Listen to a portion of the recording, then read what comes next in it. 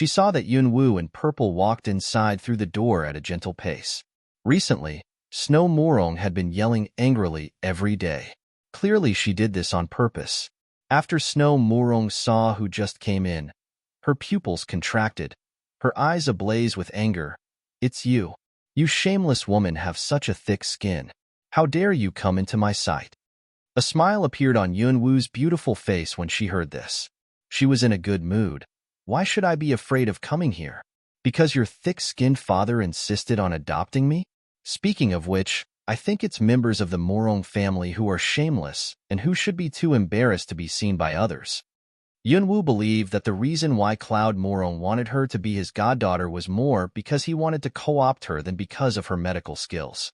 Just like back in the Magic Beast Forest, both Sky Morong and Ouyang Qing tried to co-opt her when they saw her strength, but this Cloud Morong was somewhat smarter, since he knew how to take advantage of his relation with Grandma Medicine. Snow Morong became furious after hearing Yunwoo's remarks, and it seemed as if flames were about to spurt out of her eyes. "Bullshit. Who do you think you are? Didn't you already know who I am? You father's goddaughter," Yunwoo said in a contemptuous and sarcastic tone, elegantly sat down on a chair beside her, leisurely poured herself a cup of tea and took a sip. Snow Morong clenched her teeth until they were about to break. "You think you deserve to be my father's goddaughter? Pooh. Let me tell you something. You'd better get out of the Morong mansion right now. Otherwise, you'll regret not having left earlier when I recover." Before blustering, this Snow Morong seemed to have already forgotten what happened in the offshoot mansion of the Morong family not long ago. She was exactly the kind of person that people described with the saying, "Once on shore, one prays no more." The smile on the corner of Yunwoo's lips stayed unchanged when she heard Snow Morong's bluster. She gave a glance at Snow Morong's legs out of the corner of her eye. "If you're going to cause me so much trouble, maybe I should kill you right now since there's nobody around, shouldn't I? Or should I do something to make sure you'll never recover from your broken legs?" Hearing her words, Snow Morong, whose face was full of anger, abruptly felt a cold shiver of fear run through her, vigilance rising in her. "What are you going to do? For your information, this is the Morong mansion. All people will come to my help if I yell." "Really?" Yunwoo lifted her eyebrows, a seemingly curious look on her beautiful face. "But on my way here, I saw that there was not a single person in the whole West Wing. Do you think your scream will be loud enough to be heard by people outside the West Wing?" Upon these words, Yunwoo put down the teacup, stood up, and slowly walked towards Snow Morong. Snow Morong watched Yunwoo approaching her, anger in her eyes, but for some reason, horror uncontrollably flooded her in waves. Someone help." She started yelling. Yunwoo paused, as if waiting for her to call someone here. However, Snow Morong kept yelling for quite a while, but nobody came. "Are you done yelling? Then I'm going to do it." Yunwoo's cold voice was heard. Finally, Snow Morong's face slightly changed. She stared fixedly at Yunwoo. What kind of trick did you play?" Hearing her words, Yunwoo curved her lips and folded her arms before her chest, looking at Snow Morong. "I like killing people, and I'm good at it. It's so not worth it to play dirty tricks in order to kill you, a disabled lady. Don't you think so? Or do you think that I've already killed everyone in this West Wing?" The color of Snow Morong's face alternated between red and livid. What was she talking about? What about me? Are you afraid I'm going to kill you? Or do you worry that I'll cripple you?" At this moment, Yunwoo's smiling face suddenly went cold. "I dare you." Snow Morong thundered. Yunwoo suddenly flashed up to her. Watching her amazed face, she said in an icy, low voice, "Do you believe I can kill you right now?" Snow Morong was startled, her body stiff, stammering, You. Snow Morong, you'd better change your snobbish attitude and cut those petty tricks. If it weren't for that you're Grandma Medicine's granddaughter, I would never have let you live after you're trying to have me killed in the Magic Beast's forest." Snow Morong's heart was involuntarily quivering after she heard Yunwoo's piercingly cold voice. Watching Yunwoo, who was staring at her closely, Snow Morong felt her heart tremble. Anger, annoyance, and hatred seemed to have been frozen at this moment. She could see it from the look in Yunwoo's eyes that she really intended to kill her. How? How dared she? But then Snow Morong couldn't help recalling the scene in the mansion of the Morong family's offshoot. She dared to. She really dared to. When this positive answer flashed across her mind, Snow Morong's face abruptly went ghastly pale, horror glinting in her eyes. Her deathly pale face and the horrified look on it seemed to be exactly what Yunwu wanted to see. With a half-smile on her icy face, she slowly curved her lips, stretched out her hand and gently stroked Snow Morong's legs which were on the bed. Rest assured, I don't want to kill you for the moment. From now on, be smart and don't do anything stupid. Otherwise, it's very likely that one day at night, when you're asleep, your legs will be separated from your body. That would be quite a shame, right? Her voice was very, very low, as if she was mumbling and they were the only people who could hear it. The feel of Yunwu's hands moving on her legs sent chills down Snow Morong's spine. The horror in her was expanding like a black hole as Yunwu talked. This woman was definitely a devil. Seeing Snow Morong's stiff body and her eyes wide with horror, Yunwu seemed to be in a very good mood, the smile on her face growing bigger. Finally, the hands on her legs were slowly withdrawn. However, before Snow Morong could relax, the cold voice was heard again. From now on, be cautious and don't offend me, because retaliation is my favorite game. Seeing that Snow Morong was glaring at her but too afraid to say anything, Yunwu turned around with a smile and left the room at a leisurely pace. However, she had just walked a few steps away from the doorway when the sound of someone breaking things abruptly came from inside the room. Bang, bang. She knew who that was without even thinking about it. Yunwu ignored her. Those things she was breaking belonged to her own family anyway. But after seeing that look on Snow Morong's face, Yunwu felt exceptionally delighted. Let this be a lesson to that Snow Morong. In the East Garden, in Wilderness Morong's dwelling. At this moment, the living room of the East Garden was crowded with people. Most were sitting, but there were also some people standing. Everybody seemed anxious. Wasn't he all right yesterday? Why this morning he? What happened exactly? Sitting beside the host's seat, the third uncle said with a sullen look on his face. Earth Morong, who was beside him, said, Yesterday the venerable mistress went to see father, and then this morning, father's condition worsened. Hearing this, many people present furrowed their brows.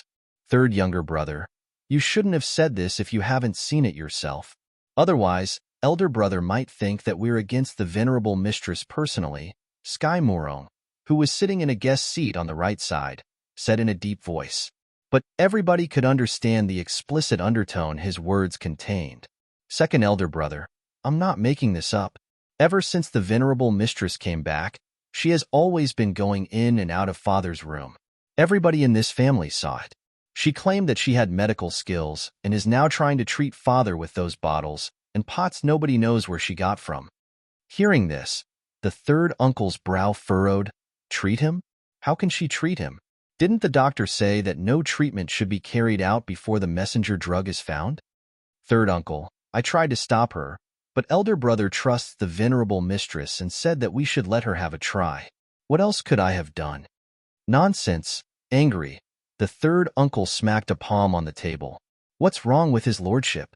He inexplicably acknowledged a woman as his mother and also adopted a daughter. Now the venerable master is critically ill, but he still allows that person mess around. Isn't he risking the venerable master's life? That's true. Even the medic who has superb medical skills didn't know how to treat this disease. Granny, there's blood all over you. Why don't you go back and change clothes? I'll stay here watching him. Little Leaf was also standing beside the bed. She hadn't recovered from her injured fingers, yet so she wasn't able to help with the treatment.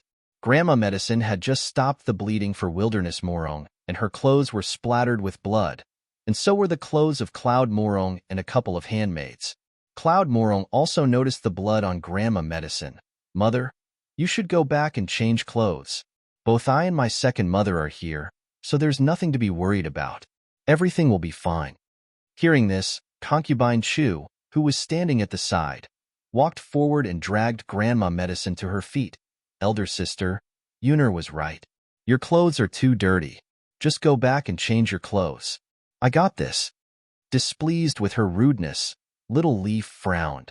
But Grandma Medicine hurriedly stopped her. Much as she was concerned about Wilderness Morong's condition, she wanted to spare Cloud Morong any awkwardness. No matter what, he had been regarding Concubine Chu as his natural mother over the past 40 or 50 years, so he must be having a tough time dealing with the sensitive relationship between them. All right then, I'll go back first. If you need me, Little Jing, walk her back. Before Grandma Medicine could finish her sentence, Concubine Chu winked at her personal handmaid who was standing beside her. Seeing her hint, the handmaid walked up to Grandma Medicine. She seemed to be supporting her but was actually dragging her with great force, which gave Grandma Medicine pain. Seeing this, Little Leaf was so angry that her face changed, meaning to ran up to her. Granny! But Grandma Medicine shot her a warning glance and stopped her. Little Leaf, stay here and help Granny take care of Grandpa. Little Leaf was very angry, but these days, her granny had repeatedly told her that no matter what happened, they had to put up with it. However, these people had been bullying them all along. Little Leaf felt that they went too far. It had been only a few days, but a lot of bruises had appeared on Granny. Little Leaf was both distressed and angry, but her granny still didn't allow her to tell anybody. Your lordship, elder mistress, I'll walk the venerable mistress back to her room. Little Jing slightly bent her knees in front of Cloud Morong and Concubine Chu to pay her respect and then assisted Grandma Medicine to walk towards the doorway. She was heavily pinching Grandma Medicine's arm, and the latter furrowed her brow in pain. Venerable mistress, be careful. This threshold is tall. Watch your step, Little Jing said in a somewhat brittle voice in front of a threshold at the gateway of a courtyard. They had left the inner chamber and were out of Cloud Morong's sight. Secretly, Little Jing gave Grandma Medicine a hard pinch on the arm and then kicked Grandma Medicine's leg while she was in pain. Grandma Medicine directly fell over, as if she had been tripped by someone. Thud. Air. Grandma Medicine fell to the ground with a muffled thud and uttered a groan. Standing in front of the threshold, Little Jing gave a grim smile.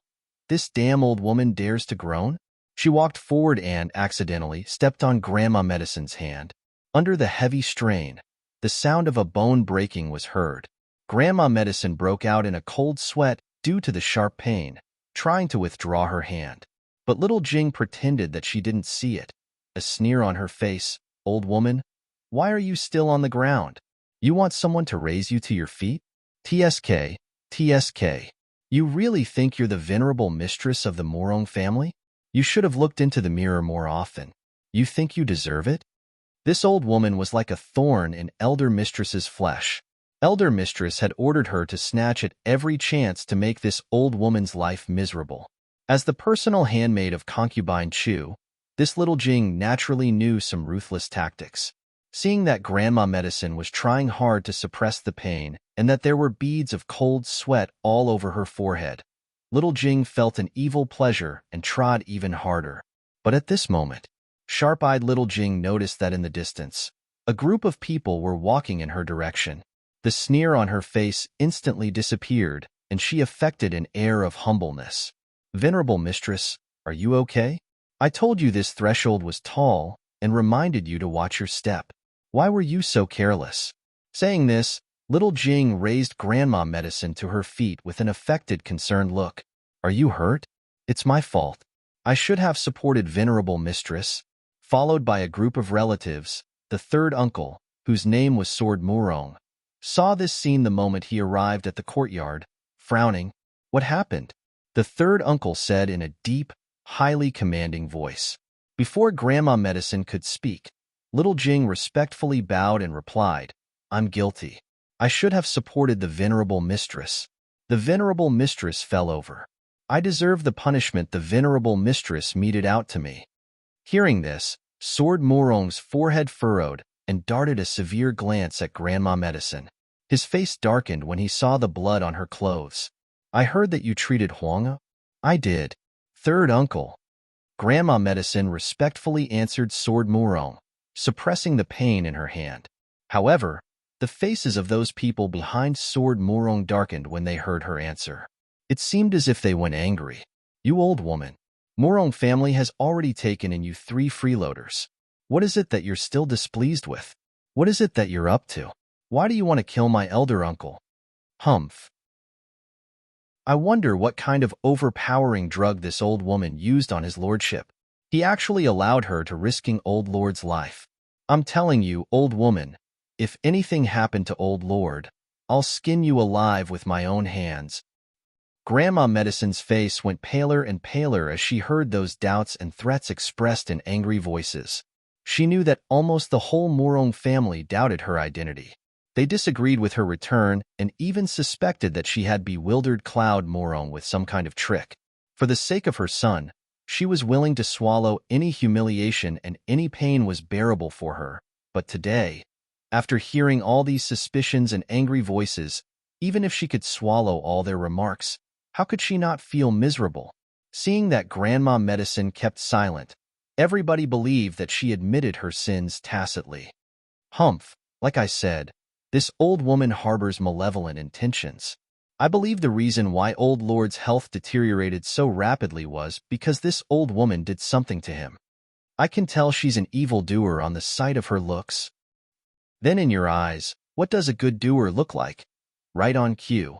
An extremely apathetic voice came from behind the crowd like a giant rock fallen from the sky.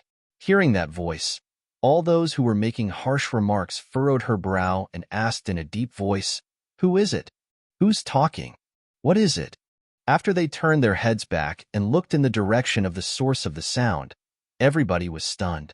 That was a very beautiful teenage girl about 15 or 16 years old, with willow leaf-shaped eyebrows, starry purple eyes, and snow-white skins. Her purple clothes provided a perfect foil for an air of nobility mixed with apathy about her. This teenager girl seemed to be exerting a kind of lethal charm even if she wasn't talking.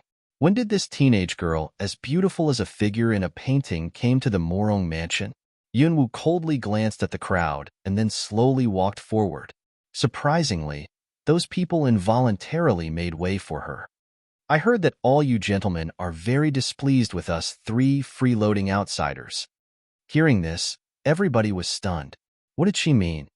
You, old man, you led all these people here to express your displeasure. What do you want to say? Today, you might as well spit it out in front of me.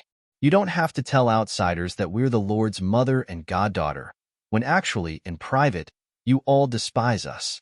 You might not think it's shameful, but I do. Upon these words, Yunwoo looked in the direction of Sword Morong. Sword Morong's face was sullen. Given the extraordinary endowments of this teenage girl, he believed Cloud Morong did the right thing by adopting her to co-opt her, but she was too arrogant. How dared she talk to him like this? The faces of all the others present also instantly went livid after hearing her words. She was the goddaughter of his lordship? Many people of the Morong family hadn't met Yunwoo yet. Seeing that she made such remarks in front of the elders of the Morong family at the first encounter, all people present were somewhat annoyed. Grandma Medicine hurriedly walked up to Yunwoo and grabbed her hand. "Wooer, this is the third uncle, one of the elders of our family. Don't talk to him like that." An elder? In her eyes, even that Cloud Morong was merely a thick-skinned guy, and this so-called elder was just a dotard whose authority was based on his old age. However, sharp-eyed Yunwoo noticed Grandma Medicine's red and swollen hand, on which there was still half a distinct footprint. Abruptly, a murderous look flashed across the bottom of her eyes. She turned her head aside, purple eyes sweeping around. Eventually, her eyes rested on little Jing, who was stealthily hiding behind others. When the piercing look was darted at her, little Jing's heart lurched and she subconsciously took a step backwards. With a flip of her hand, Yunwoo drew a black whip out of thin air and swung it. Like a swift snake, the black whip abruptly shot at little Jing. Standing in front of little Jing was a member of the younger uncle generation. Seeing Yunwoo's sudden move, he thought that she was targeting him. His face suddenly darkened. Tier 6 peak stage chi surging out, he quickly fought back against Yunwoo. Thud. Two forces impacted with each other, making a muffled bang.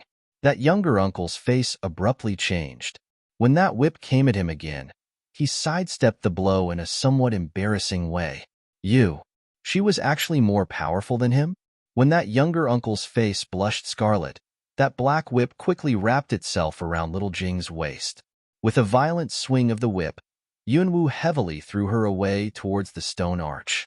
With a loud bang, that stone arch seemed to have been cracked under the force of the collision. Pooh! With a muffled crash, little Jing's body hit the stone wall and spat a mouthful of blood as she landed. She nearly passed out. Seeing this, the faces of Sword Murong and all others present darkened. Phoenix Wu, why did you do this? Sword Murong reprimanded in a deep, angry, and cold voice.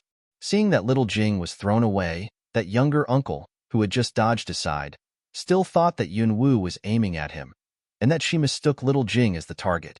His face was extremely sepulchral. How dare you attack your elder? This is rebellion.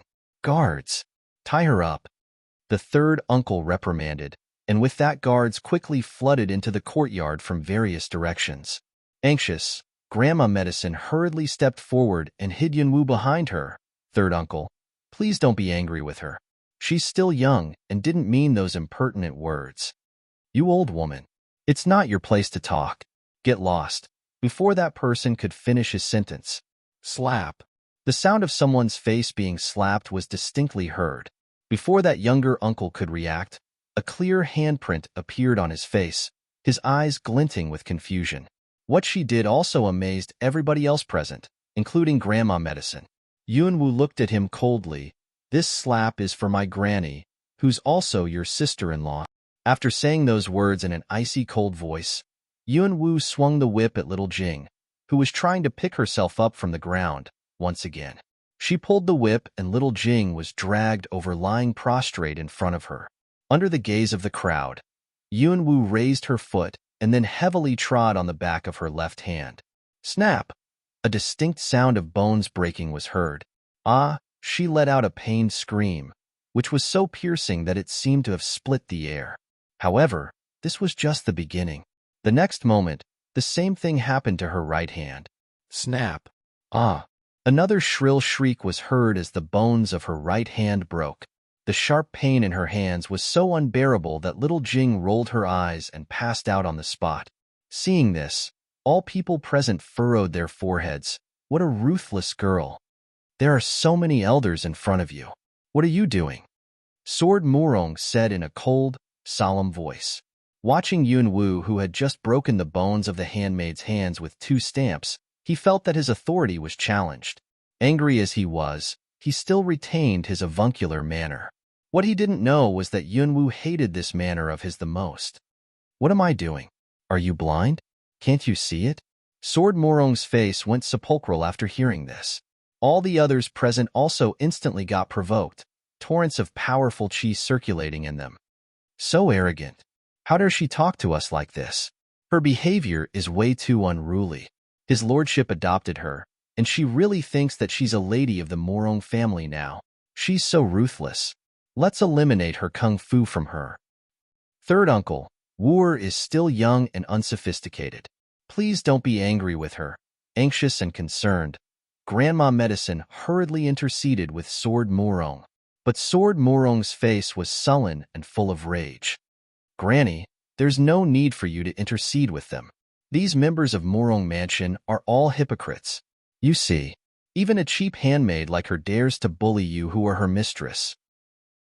How much better could these haughty members of Murong Mansion possibly be?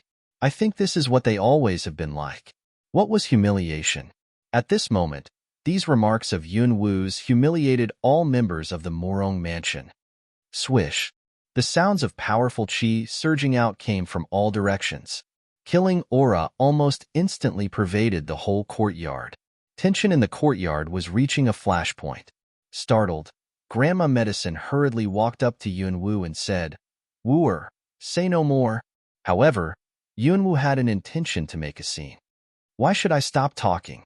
Now that these hypocrites are all here, let them see with their own eyes how this venomous handmaid bullied her mistress.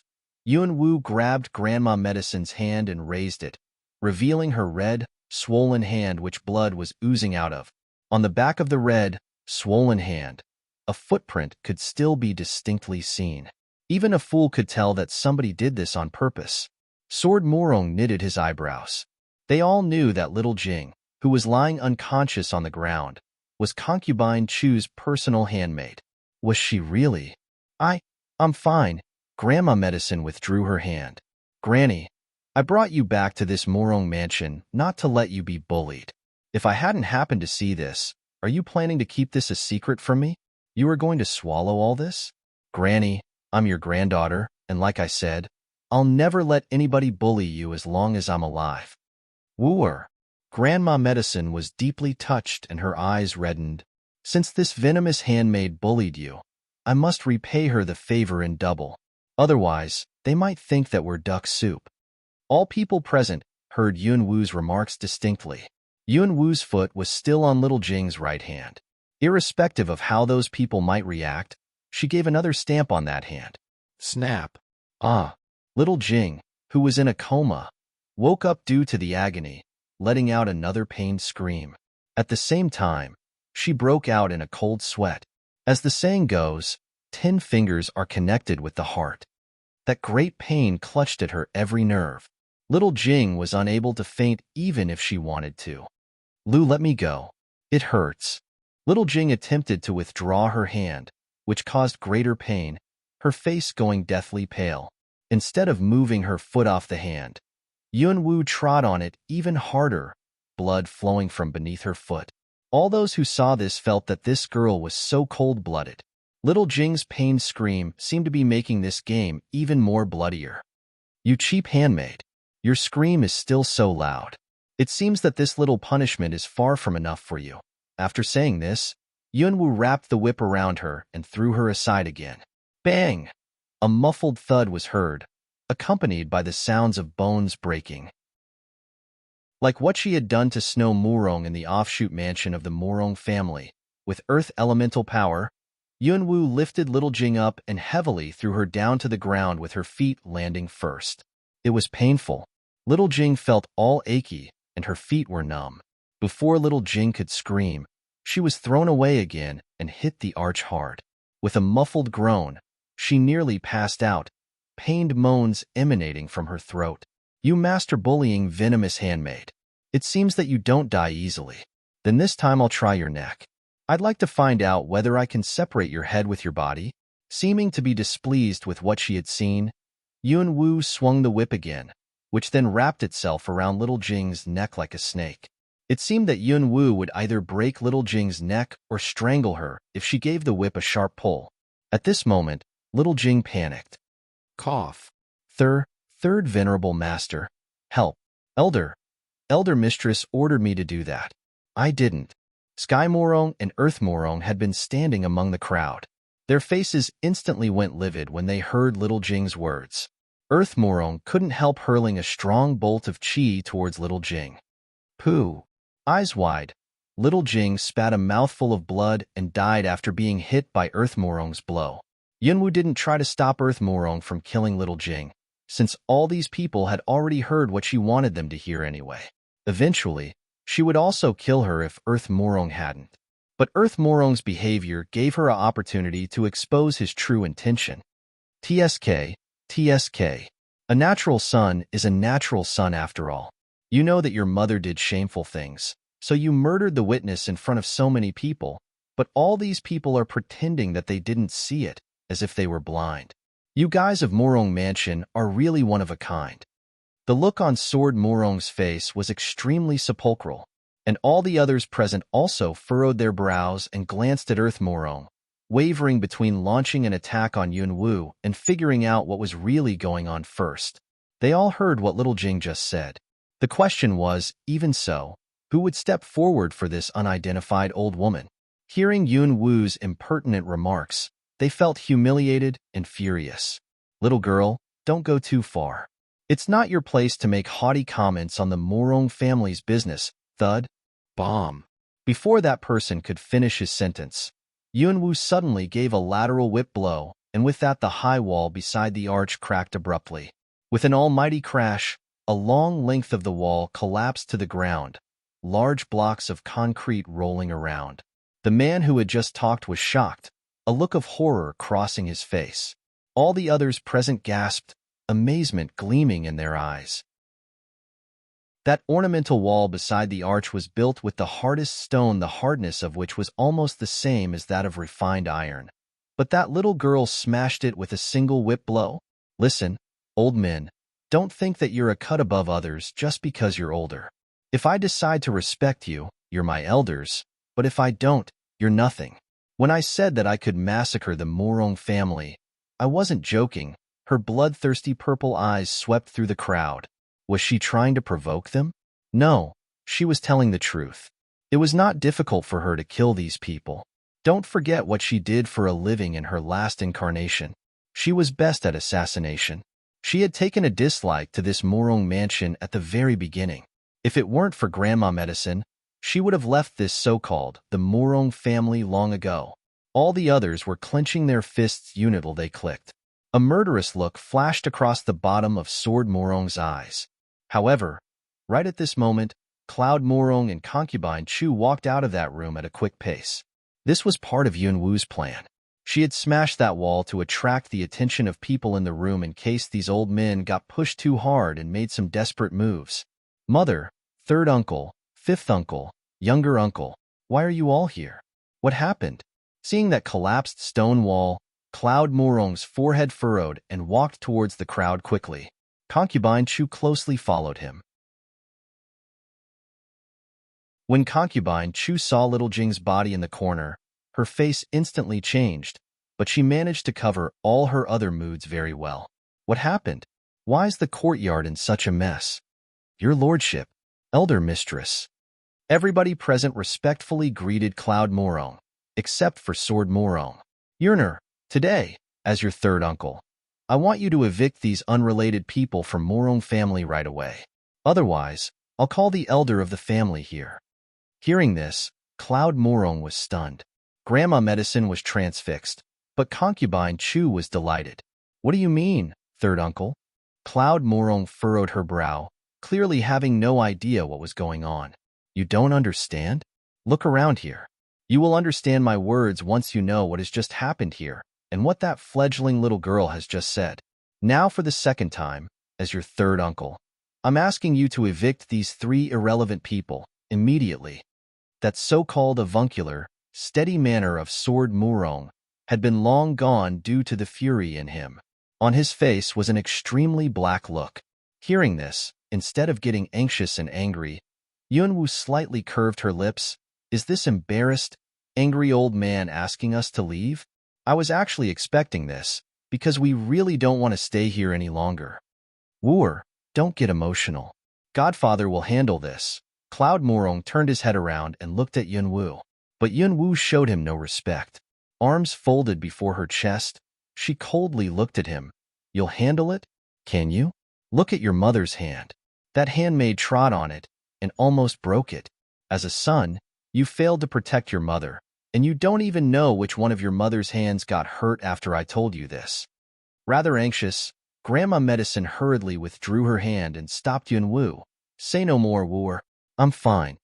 Granny, I brought you back to live a better life with your son, not to be bullied by these haughty people. Now even a servant dares to hurt you. If things keep going this way, maybe one day you'll be killed by some blind bastard and this son of yours might not know about it. What good is it having a son and a husband if that's the case?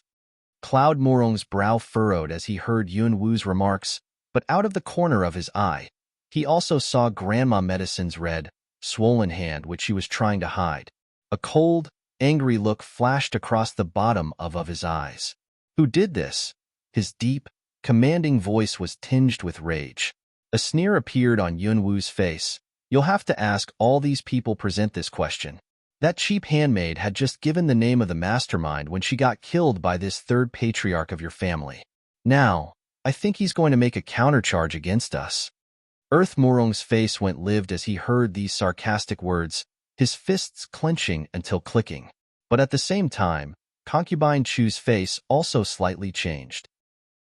Her cold, sinister eyes darted squarely at Yunwu. This goddamn bitch. You. What about me? You want to say that I'm talking nonsense again? Or do you want to say that I made it up? All these elders present heard it with their own ears. If they hadn't, then they must have gone deaf just now. But, Since that third uncle has already made his point, naturally we will leave Morong family. Rest assured, there will be nobody competing with your mother for the position of the venerable mistress, and we, 3 freeloaders, will no longer bewilder your lord of the city." Before Earth Morong could speak, Yunwu talked. Though her tone was casual, she directly conveyed all that should be conveyed. The faces of Sword Morong and those elders went extremely sepulchral after they heard these words. Hearing this, Cloud Morong glanced at little Jing, who was already dead in the corner, and then glimpsed at Earth Morong, face gradually going cold. He was just about to speak. The venerable master's skin cracked and he's bleeding again. Suddenly, a handmaid urgently ran up to them, yelling in anxiety. This shocking news immediately ruined Yunwu's plan, as if a bomb had just exploded. Cloud Morong and others rapidly went to Wilderness Morong's room. Meanwhile, a guard hastily led a doctor carrying a medicine chest into the room. Anxious, Grandma Medicine wanted to get in, but those elders stopped her outside the room with a clear intention of evicting her. Yunwu was relaxed, and she also told Grandma Medicine to calm down. Handmaids were going in and out of the room frequently. Water in those basins they carried out was red, and there were also stains of blood on their clothes, indicating that the condition of the patient was not very optimistic. "Venerable mistress, his lordship requires your presence." Finally, a handmaid hastily walked out of the inner room and said respectfully to Grandma Medicine. On hearing this, Grandma Medicine, who had been eager to go inside all along, rapidly entered the room. Yunwu didn't try to stop her, but wanted to follow. Not everybody is allowed to go inside. A man about 30 years ago blocked Yunwu's path. "You snotty girl. What happened to your cocky attitude? You said that you would leave, so get your ass out of Morong family right now." However, before that man could finish his sentence, Yunwu's figure twisted in front of him and disappeared in the blink of an eye. She was nowhere to be found, and they couldn't even detect her chi, as if she had vanished into thin air. Wow, what happened? She was right in front of them just now. How could she just disappear like that? Astonishment and disbelief gleamed in the eyes of those outside the door. Inside the room, there were a lot of people standing in the spacious inner room, which made it seem a little crowded. At this moment, Sword Morong was standing beside the bed. Grandma Medicine wasn't treating the patient. Clearly, Sword Morong didn't allow her to do so. That doctor was still trying hard to stop the bleeding caused by the cracked skin. Little Leaf was standing behind the crowd. She was crowded out by those elders. "Elder sister." Little Leaf grinned at her and called when she saw Yunwu, who had just suddenly appeared behind her. Yunwu raised her finger to her lips as a sign for silence. She looked in the direction of Wilderness Morong lying in bed. Compared with what he looked like the first time Yunwu sneaked in here to see him, Wilderness Morong was now clearly a lot more bloated. She exerted her spiritual power on Wilderness Morong and found that his body was reaching its limit. Without proper medical treatment, his body would probably explode in a day or two. Originally, Yunwu planned to stand by, but seeing Grandma Medicine's red eyes and her anxious look, she couldn't help giving a sigh. In front of all those people, she strode forward and pulled aside the doctor, who was sweating buckets. And then, with a sudden move of her fingers, 3 silver needles swished forward and stuck into Wilderness Morong's arteria carotis, right shoulder and armpit. Everybody present was stunned by her abrupt behavior. Sword Morong was standing beside the bed. His face suddenly darkened. "What are you doing? You cheap little girl. Stop." Taking advantage of this opportunity, Concubine Chu mobilized her fighting spirit and swung a slap in Yunwu's direction. She had been meaning to teach this damn girl a lesson for a long time. But the next second, her hand instantly paused in midair. It turned out that a silver needle had stuck into one of her acupoints. But right at this moment, Yunwu slit Wilderness Morong's left hand with her palm, and almost at the same instant when the skin was cut open, a fountain of blood abruptly spurted out, splattering around. However, Yunwu managed to take Grandma Medicine and flash behind Little Leaf. "Father! Old Lord!" Exclamations of panic were heard in the room. Cloud Morong and all others present flooded towards the bed and were splashed with blood. "Wooer, why did you?" Grandma Medicine also appeared startled, face full of anxiety. Yunwu said to her in a low voice, "Granny, his body is reaching its limit. If we don't bleed him, he will explode and die in 1 or 2 days. Rest assured, he'll survive the bleeding." Grandma Medicine was stunned by her words, and with that she was relieved. Pulling a wry face, she looked at Yunwu and said, "Wooer, don't do such scary things again. I'm really frightened. If I want to scare people, I'll scare them." Yunwu made an inexplicable remark, a cold look flashing across the bottom of her eyes. Naturally, Grandma Medicine and Little Leaf couldn't understand. But at this moment, one of those people at the rear of the crowd turned his head back and saw Yunwu and the other two who were standing behind him. Face full of anger, he thundered, "You bitch! How dare you kill Old Lord? Today, I'll kill you and avenge Old Lord's murder." Saying this, the man instantly launched an attack on Yunwu. Grandma Medicine wanted to explain, but Yunwu stopped her. "It seems that you people of Morong family always try to kill us whenever you got the chance." Saying this in a cold voice, Yunwu flashed aside, dodged that man's blow, and then dealt an edgehand blow to that man's neck. Thud! That man fell to the ground. The man who attacked Yunwu was nobody else but that younger uncle who was at Tier 6 and had tried to fight her in the courtyard. Some people just couldn't stop courting humiliation. No matter what the reason was, as long as they felt that they lost face, they snatched at every chance to take revenge. How dare you continue hurting people? After seeing what Yunwu did, all those elders in the room went furious, their chi flaring up. "Enough. Everybody stop. This is my father's room. Please be quiet, uncles," Cloud Morong reprimanded in a deep, angry voice. Hearing this, all people present furrowed her brow.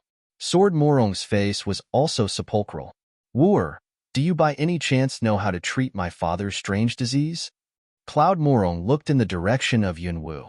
He saw Yunwu treated people with bizarre medical skills before, and the drugs she made also had great efficacy. Besides, Grandma Medicine was here, so she wouldn't do anything she shouldn't do. As a result, after seeing what Yunwu did, Cloud Morong was wondering whether she was rendering medical treatment to his father. But Yunwu didn't even turn her head back, saying in a cold voice, "I don't know how to treat him. Neither do I want to. But this quack doctor you invited here was merely pushing your old lord closer to death." "What did you say? You fledgling little girl.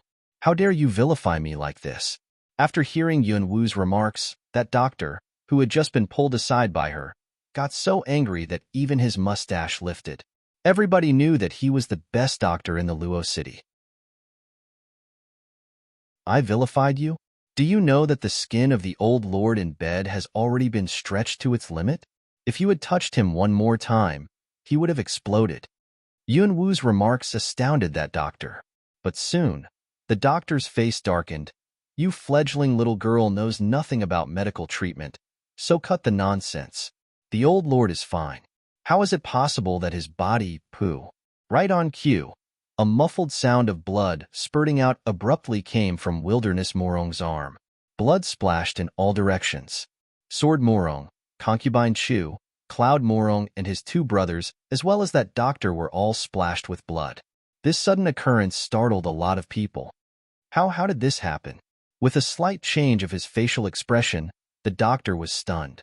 At this moment, without walking forward, Yunwu raised her hand and suctioned out the 3 silver needles sticking in Wilderness Morong's body. However, Yunwu didn't take back the 3 silver needles, but casually waved her hand and tossed the needles to the ground. Then in a seemingly unconcerned voice, she said, "It's done.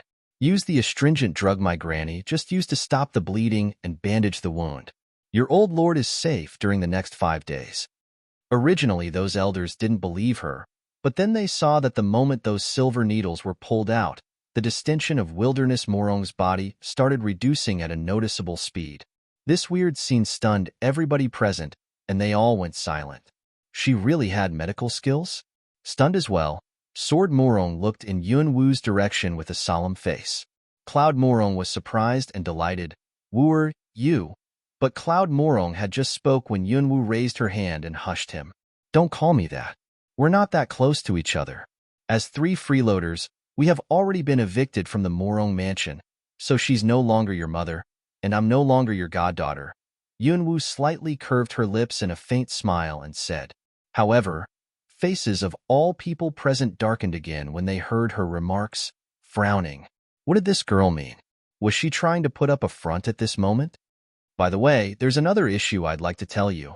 As those elders became displeased, something seemed to have just occurred to Yunwu. What is it? Asked Cloud Morong. Watching them with a smile, Yunwu said, what your old lord caught is a rare disease similar to pestilence which is highly infectious. Anyone whose skin got splashed with his blood will be infected. Symptoms might appear immediately or 3 to 5 days after infection at the latest. Infected people's bodies will slowly swell and eventually become just like that of him. When the swelling exceeds a certain point, their bodies will explode. So, if your old lord's skin cracks again and blood spurts out, you should be careful and make sure you don't get splashed with his blood. What? Faces of all people present instantly changed as they heard this. Got splashed with the blood? Almost all people in this room had just crowded around the bed to check the old lord and had been splashed with some of his blood. Yunwu and Little Leaf, who had been standing behind them all the time, might be the only two who weren't splattered with the blood. She knew this all along but didn't tell them until now. Wasn't this intentional? No wonder. No wonder she had been standing behind them all the time and didn't even get those silver needles back. This vicious girl. Oh, I almost forgot to tell you. This pestilence is highly infectious and my granny is the only one who can treat it. But, I'm sorry to tell you, my granny is willing to treat everybody in this world, but by no means will she treat anyone from this Morong family. If you think I'm lying, I suggest you ask that quack to feel his pulse right now lest he infect anybody else. Now please excuse us, but we're busy. Yunwu made these remarks. In front of all those people, taking Grandma Medicine and Little Leaf with her, Yunwu turned into a whirlwind and flashed out of the room. Her speed was so fast that nobody had enough time to react before she left. When Sword Morong, Concubine Chu, and the others realized what had happened, the 3 persons were no longer in the room. I have an itch. Is it possible that the Gurg girl was telling the truth? Someone in the room said. Hearing this, all people in the room panicked. Everybody began to check themselves to see whether or not their skins were splashed with blood. Concubine Chu's acupoint was struck, and she was the one whose face changed the most drastically. She had been standing at the bedside and was splashed with the most blood. There was also a dramatic expression on Sword Morong's old face. Don't believe that fledgling little girl's words. Father has been ill for so long. If it were really pestilence, it would have spread already. How is it possible? Sky Morong said with a sepulchral face. However, an exclamation was heard before he could finish his sentence. Its Sui swelled. Eyes full of horror, that doctor watched his blood-stained arm which had already begun to bloat. Distending pain and numbness was slowly spreading towards other parts of his body from that bloated arm, which he could feel distinctly. His old face abruptly turned ghastly white. Seeing this, all the others in the room immediately drew back almost subconsciously. However, before long, a couple of others also began to feel that kind of strange distending pain and numbness. Third uncle, it's true. What should we do? Your lordship. There was an instantaneous change of atmosphere in the room. Cloud Morong might be the calmest person in the room. He took a small bottle from the tray beside him, which contained the styptic powder that he had once seen Grandma Medicine use, walked up to the bed and applied the powder to Wilderness Morong's bleeding arm. Yunner, don't. Your lordship, it's too risky. Seeing this, Sword Morong and all the others hurriedly tried to stop him. Cloud Morong was now the lord of Luo City, as well as the patriarch of the Morong family. How could he take such risks? Third uncle, if this is really pestilence, then we're now all infected. You think there are still risks? Hearing Cloud Morong's words, all people in the room became pale and silent. Yes. If it was really pestilence, then all of them must have been infected already. So, right on cue, a voice and some footsteps came from the doorway. Your lordship, I just saw that fledgling little girl left with that old woman and that kid. Did something happen? Don't come in. Go to the Eastern Garden. From now on, all those who once touched Old Lord or his blood must be isolated.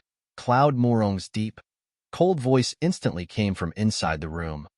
On a street in the Luo city, Yunwu was strolling around, seemingly curious about those commodities in the busy street. Elder sister, look at these colorful candies. Little Leaf's delighted voice tinged with amazement came. Then she started raking around in her pockets, as if trying to find the copper coins she hid as case dough. We'll take these. Yunwu directly tossed a silver ingot to the vendor, which was more than enough to pay for those candies. Grinning from ear to ear, the vendor hurriedly wrapped up those colorful candies and passed it to Little Leaf. Watching that big bundle of candies, Little Leaf was both astonished and rejoiced, but also a little worried that they overpaid the vendor. Elder sister, you overpaid for these candies. Little Leaf hastily ran up to Yunwu and said, It's okay. Elder sister has a lot of money and can buy you a lot of candies. Smiling, Yunwu stroked her little head and said, more than half of her storage space was filled with treasures, which was probably several times more than how much she could spend in her life. She was always generous to those who were good to her. Though still feeling that it was a waste of money to pay a silver ingot for these candies, Little Leaf was still very happy when she looked at that big bundle in her arms. All kids liked snacks and sweets, especially colorful ones. But she didn't eat them herself, but hurriedly passed the bundle of candies to Yunwu. Elder sister, try one. Back then I said that I would buy you sweetmeats. There's no sweetmeats for sale for the moment, but candies are just as delicious. Actually, buying sweetmeats was exactly the reason why she went downtown that day. It was just that she was caught halfway home, and that small pack of sweetmeats she bought was also lost. Yunwu was stunned. Watching Little Leaf, who was handing her the candies with a broad grin, she couldn't help being touched. This silly girl keeps this in mind all along? Yunwu took a candy and put it into her mouth, and then stretched out her hand and stroked Little Leaf's little head. Well, elder sister had one. You can keep the rest of them. There are so many. It's okay. You can share them with your friends after you go home. Go home? Are we really going to go home? Little Leaf's eyes lit up. Though the living condition was very good in the Morong mansion, in her eyes, it was merely an unfamiliar place. Besides, people in there frequently bullied her in private, so she didn't like that place at all. But that place was her granny's. Seeming to have just thought of something, Little Leaf hurriedly turned her head back and looked at Grandma Medicine, who was slowly walking behind them with a preoccupied face. Grandma Medicine was wearing a cape which was given to her by Yunwu to cover her blood-stained clothes. After they left the Morong mansion, Yunwu didn't take them back to the village right away, but led them to this street to do shopping. Though Grandma Medicine didn't say anything, judging by the concerned look on her face, Yunwu could tell that she was definitely worried about those people in the Morong mansion. Pestilence. Grandma Medicine had never heard of this kind of disease before, but she had seen Yunwu's medical skills, so she knew by no means would Yunwu have made a wrong diagnosis. How could Grandma Medicine not worry? Watching Grandma Medicine's concerned face, Yunwu was somewhat depressed. In face, she couldn't quite understand why Grandma Medicine wasn't angry after what members of the Morong family had done to her. Why was she still worried about those people? Alas, maybe it was because of the so-called bonds of kinship between family members, but for the moment, she couldn't quite understand. After looking around the busy street, Yunwu asked Little Leaf to stay with Grandma Medicine and then headed for the busiest part of the street. Of course, she was not really planning to go shopping. She tossed some silver ingots onto the ground at the most uproarious spot, from which a shocking news soon started rippling outwards like a furious wave. Yunwu scattered those silver ingots, and the news started spreading. After that, Yunwu bought Little Leaf a lot of delicious snacks, hired a horse-drawn carriage, and leisurely left the city, heading towards that remote village. As regards what would happen next, she wasn't worried at all. After all, those who were supposed to turn up would eventually turn up on their own account. Not long after they left, a news caused a sensation in the whole city. There was a panic among residents which resulted in a protest, and the government nearly dispatched the garrison to suppress it. After a short time, the news spread to the Water City. In the Ouyang mansion. What did you say? Pestilence? How's that possible? Ouyang Qing's face was full of disbelief when he heard the news reported by his subordinate. The symptoms of the disease his father caught were exactly the same as those of the disease Wilderness Morong caught. If what that Wilderness Morong caught was pestilence, wasn't this suggesting that his father also caught it? By no means could this be true. Second Patriarch, now this news has spread through the whole Luo city. In the Morong mansion, the old lord suffered a relapse.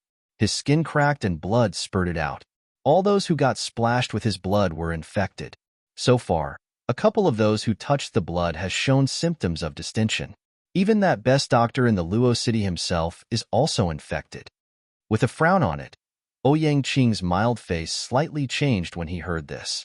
Besides, I secretly made a few inquiries outside the Morong mansion. Those infected people in the Morong mansion has already been isolated. Lord Morong included, most people in the mansion are infected. Now a junior member of the Morong family's offshoot is temporarily in charge of the Luo city. What? Even Cloud Morong is infected? A couple of figures quickly walked through the door and entered the room. Ouyang Yu was in front of the others. There was a frown and a somewhat solemn look on his mild face. Second uncle, we've just got news from the Luo city. It is said that there's an outbreak of pestilence in the Luo city and that Wilderness Morong is the source of it. Is it true? Ouyang Ku followed Ouyang Yu into the room, a concerned look on his face. If Wilderness Morong was really the source, then his grandfather might also be. This news was also a bolt from the blue for the Ouyang family.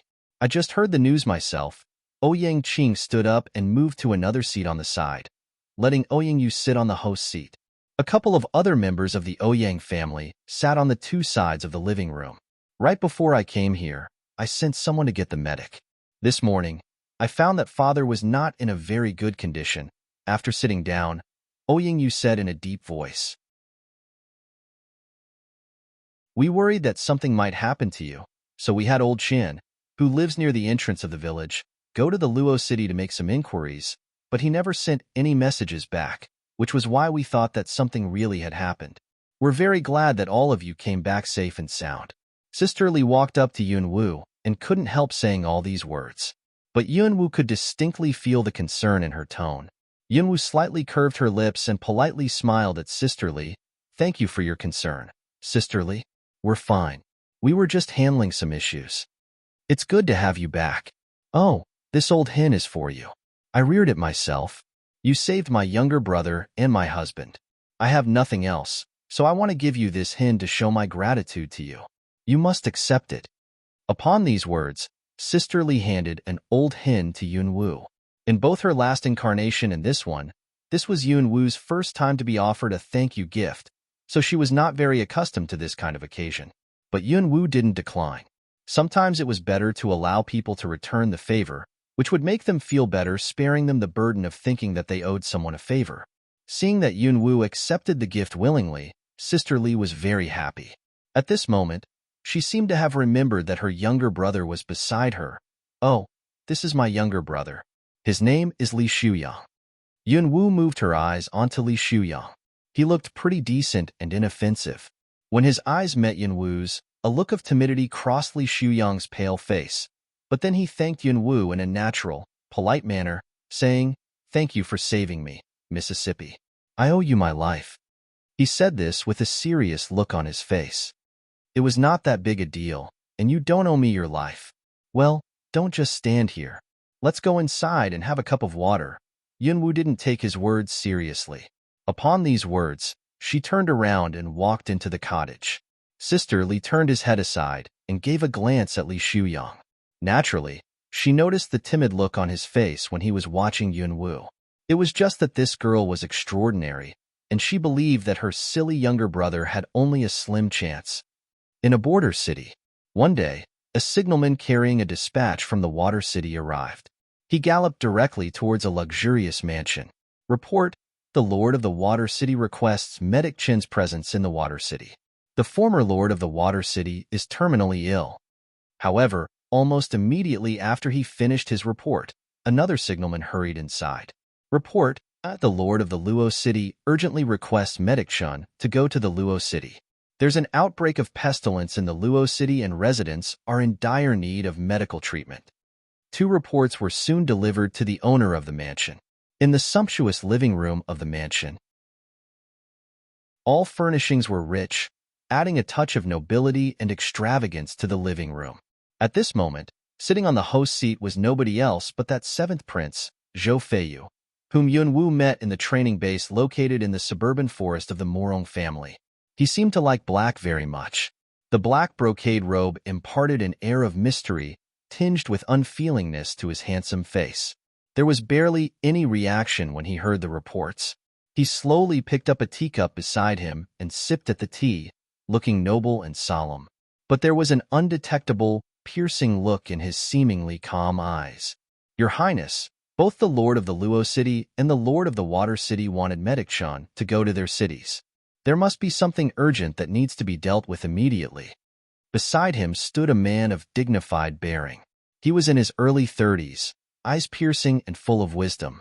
People could tell at first sight that he was no ordinary person. After slowly taking a sip of the tea, Zhou Feiyu lifted his eyes and gave a glimpse at the man beside him. Since you've already had a grasp of the situation, give the order and make arrangements.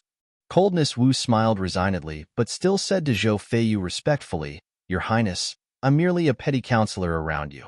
By no means will I dare to give orders on behalf of Your Highness. Save it. Don't act humble in front of me. Go handle this petty issue. Zhou Feiyu gave a cold glance at him and said. This Coldness Wu was a member of the Wu family. He had been serving Zhou Feiyu ever since Zhou Feiyu fought the first battle at the age of 12. Now it had been 9 years. Nominally, they were prince and counselor, master and subordinate, but actually they were also brothers. Seeing the leisurely, uninterested bearing of Zhou Feiyu, Coldness Wu knew exactly what he was thinking about. The Morong family and the Ouyang family had been mortal enemies for generations, but His Highness managed to secretly co-opt both of them.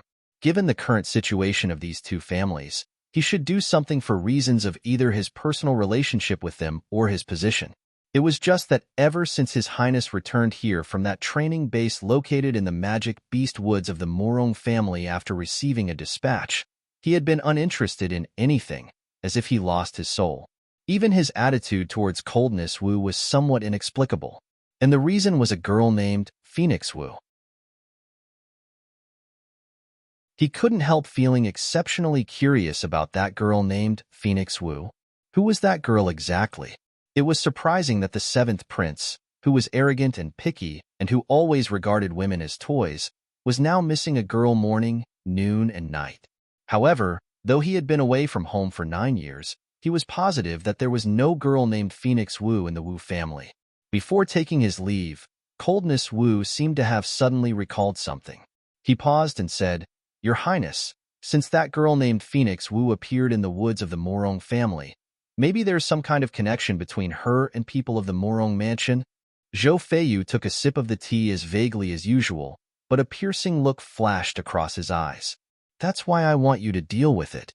Hearing this, Coldness Wu was stunned, and with that he secretly sighed, briefly feeling depressed. It was so difficult to deduce what his master was thinking about, since his thoughts were so unpredictable. In fact, he had ordered an inquiry into this issue before. Rumors in the Luo city said that a teenage girl made a scene in the offshoot mansion of the Morong family and also blustered that she would massacre members of the Morong family. But eventually, the whole thing ended with Cloud Morong finding his natural mother and adopting a daughter, which sounded very tacky. After that, the teenage girl never showed up. The result of a further investigation suggested that the girl and her grandmother were villagers of a small, remote village, which didn't conform to the prince's description of that girl named Phoenix Wu. As a result, the scope of the investigation extended, and some other cities were involved. But Coldness Wu believed that a girl who was able to cause so much damage to the Morong mansion was by no means an ordinary one, and that there must be something wrong with the result of the investigation. Hearing his master's words, Coldness Wu nodded and left at a sure-footed pace. Show yourself. The moment Coldness Wu left, Zhou Feiyu in noble elegant attire raised his eyes, gave a glimpse at a corner, and said in a deep voice. The instant he finished the last word, a black figure flashed over like a shadow and knelt down on one knee in front of him. Your Highness, we found her. The name of that teenage girl who made a scene in the Morong mansion was indeed Phoenix Wu. She has purple eyes and is in early stage of Tier 7 and also has some weird medical skills. Currently, She's in a small village named Lian Village on the border between the Luo City and the Water City. Finally, Zhou Feiyu paused, holding the teacup. He cast his piercing eyes onto that man in black who was kneeling on the ground. And what about her background? Is she a member of the Wu family? I specially sneaked into the Wu family and read the family tree, and I also made some inquiries, but there's not a girl named Phoenix Wu in the Wu family. I also mobilized resources of the Underground Intelligence Network and investigated all families bearing the surname Wu in the whole Zhou Kingdom, but didn't find any information about the background of the girl named Phoenix Wu. Clearly, Zhou Feiyu was rather displeased with this answer. He frowned, a look of callousness tinged with anger flashing across his face. The man in black seemed to have sensed his master's mood. He lowered his head and hurriedly said in a respectful tone, "Your Highness, though I failed to get any information about Miss Wu's background, I found something highly suspicious." The look of apathy mixed with nobility reappeared on Zhou Feiyu's face. In a cold voice, he said, "What is it?" Eyes of the incumbent empress also turn purple when she mobilizes her fighting spirit. A few days ago, she sent 8 Tier 8 peak stage assassins and a Tier 9 middle stage assassin, who were all members of her dragon clan, to search for somebody, but they were wiped out in the Magic Beasts Forest in the west. It is said that a Grand Kung Fu master was also killed, his body unaccounted for. After saying this, the man in black paused. The look in Zhou Feiyu's piercing eyes went rather cold when he heard these remarks. Purple eyes? She also had purple eyes. Was there by any chance some kind of connection between that Phoenix Wu and the incumbent empress? A few days ago, news about what Miss Wu did in the Morong mansion also spread to the imperial city. The empress secretly dispatched 2 grand assassins of the dragon clan to the Luo city. It seems as if they're looking for someone. Levels of assassins: Tier 1 to Tier 9 assassin, Grand Assassin, Assassin Saint, Venerable Assassin. Grand Assassins were elite assassins. Since the Empress dispatched 2 of them at one time, it seemed that the person she wanted to find was no ordinary person. Judging by the current clues, it was very likely that her target was Phoenix Wu. After hearing the report, Zhou Feiyu didn't show any expression on his face, and neither did he say anything. So naturally, that man in black also kept silent, kneeling on one knee. After quite a while, "You may leave." No order was issued. His voice returned to normal, which was callous and unconcerned. The man in black answered, "Yes," respectfully, and then disappeared into this luxurious living room with a swish. Instantly, Zhou Feiyu, who was sitting in the main seat, became the only one in the living room. However, right at this moment, the air about him instantaneously became sepulchral. The Empress? An icy look appeared in his piercing eyes, and his sexy, thin lips clamped tightly together, which made the contours of his handsome face look somewhat grim. Night had just fallen. 2 mysterious figures swished onto the roof of the Morong mansion and then deliberately gave off their powerful chi, which then spread towards the mansion. What is it? Intruders! Move! Lamps and torches were instantly lit up in the Morong mansion. Batches of guards flooded towards the source of the potent chi. The pervasive, powerful chi also alarmed many other people in the mansion, including Cloud Morong, Sky Morong, who were isolated in the East Garden. Chi of a Grand Kung Fu master? No, Grand Assassin. Sky Morong and the others walked out of the courtyard and raised their heads. Seeing the 2 middle-aged men in black on the roof of the highest house, they furrowed her brow. "If I may ask, why did you pay us a visit at night?" Cloud Morong cupped his hands before his chest as a friendly gesture and said in a fairly respectful tone. Showing respect to the strong was necessary.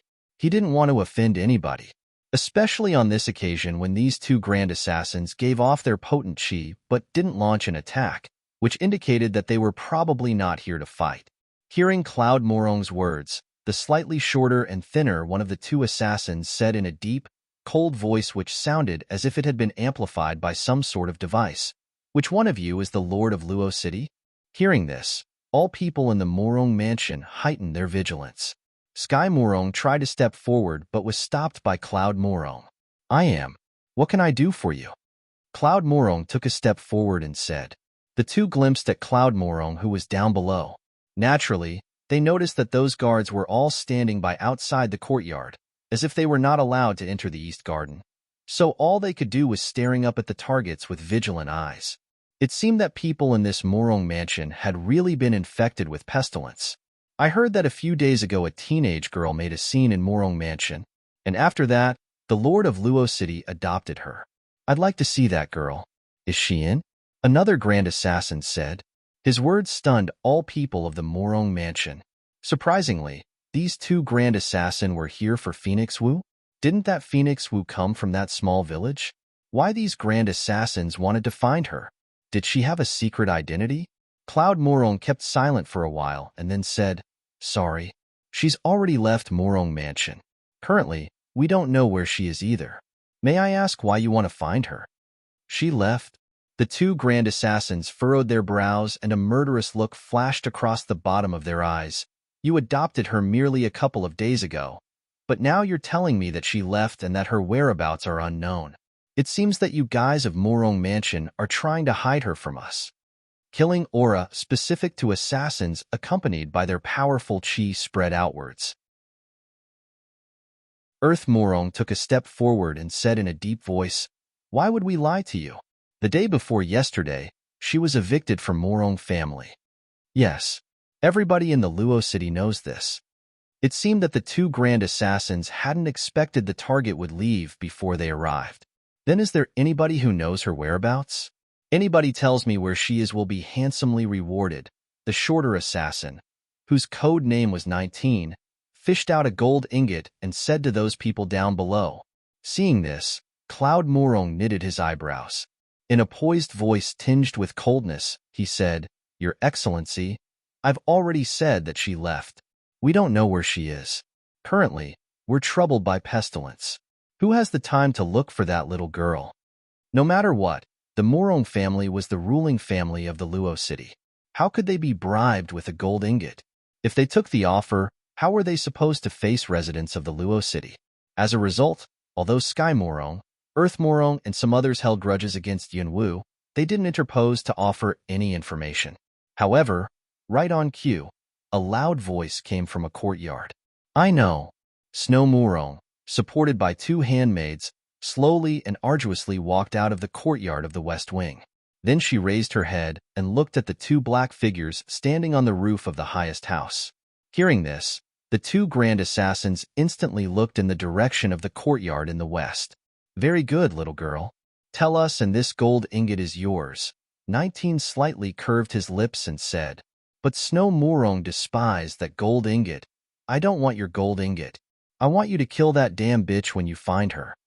Yesterday, Yunwu humiliated and threatened her. She was horrified but also deeply hated Yunwu. Hearing this, the two Grand Assassins burst into laugh.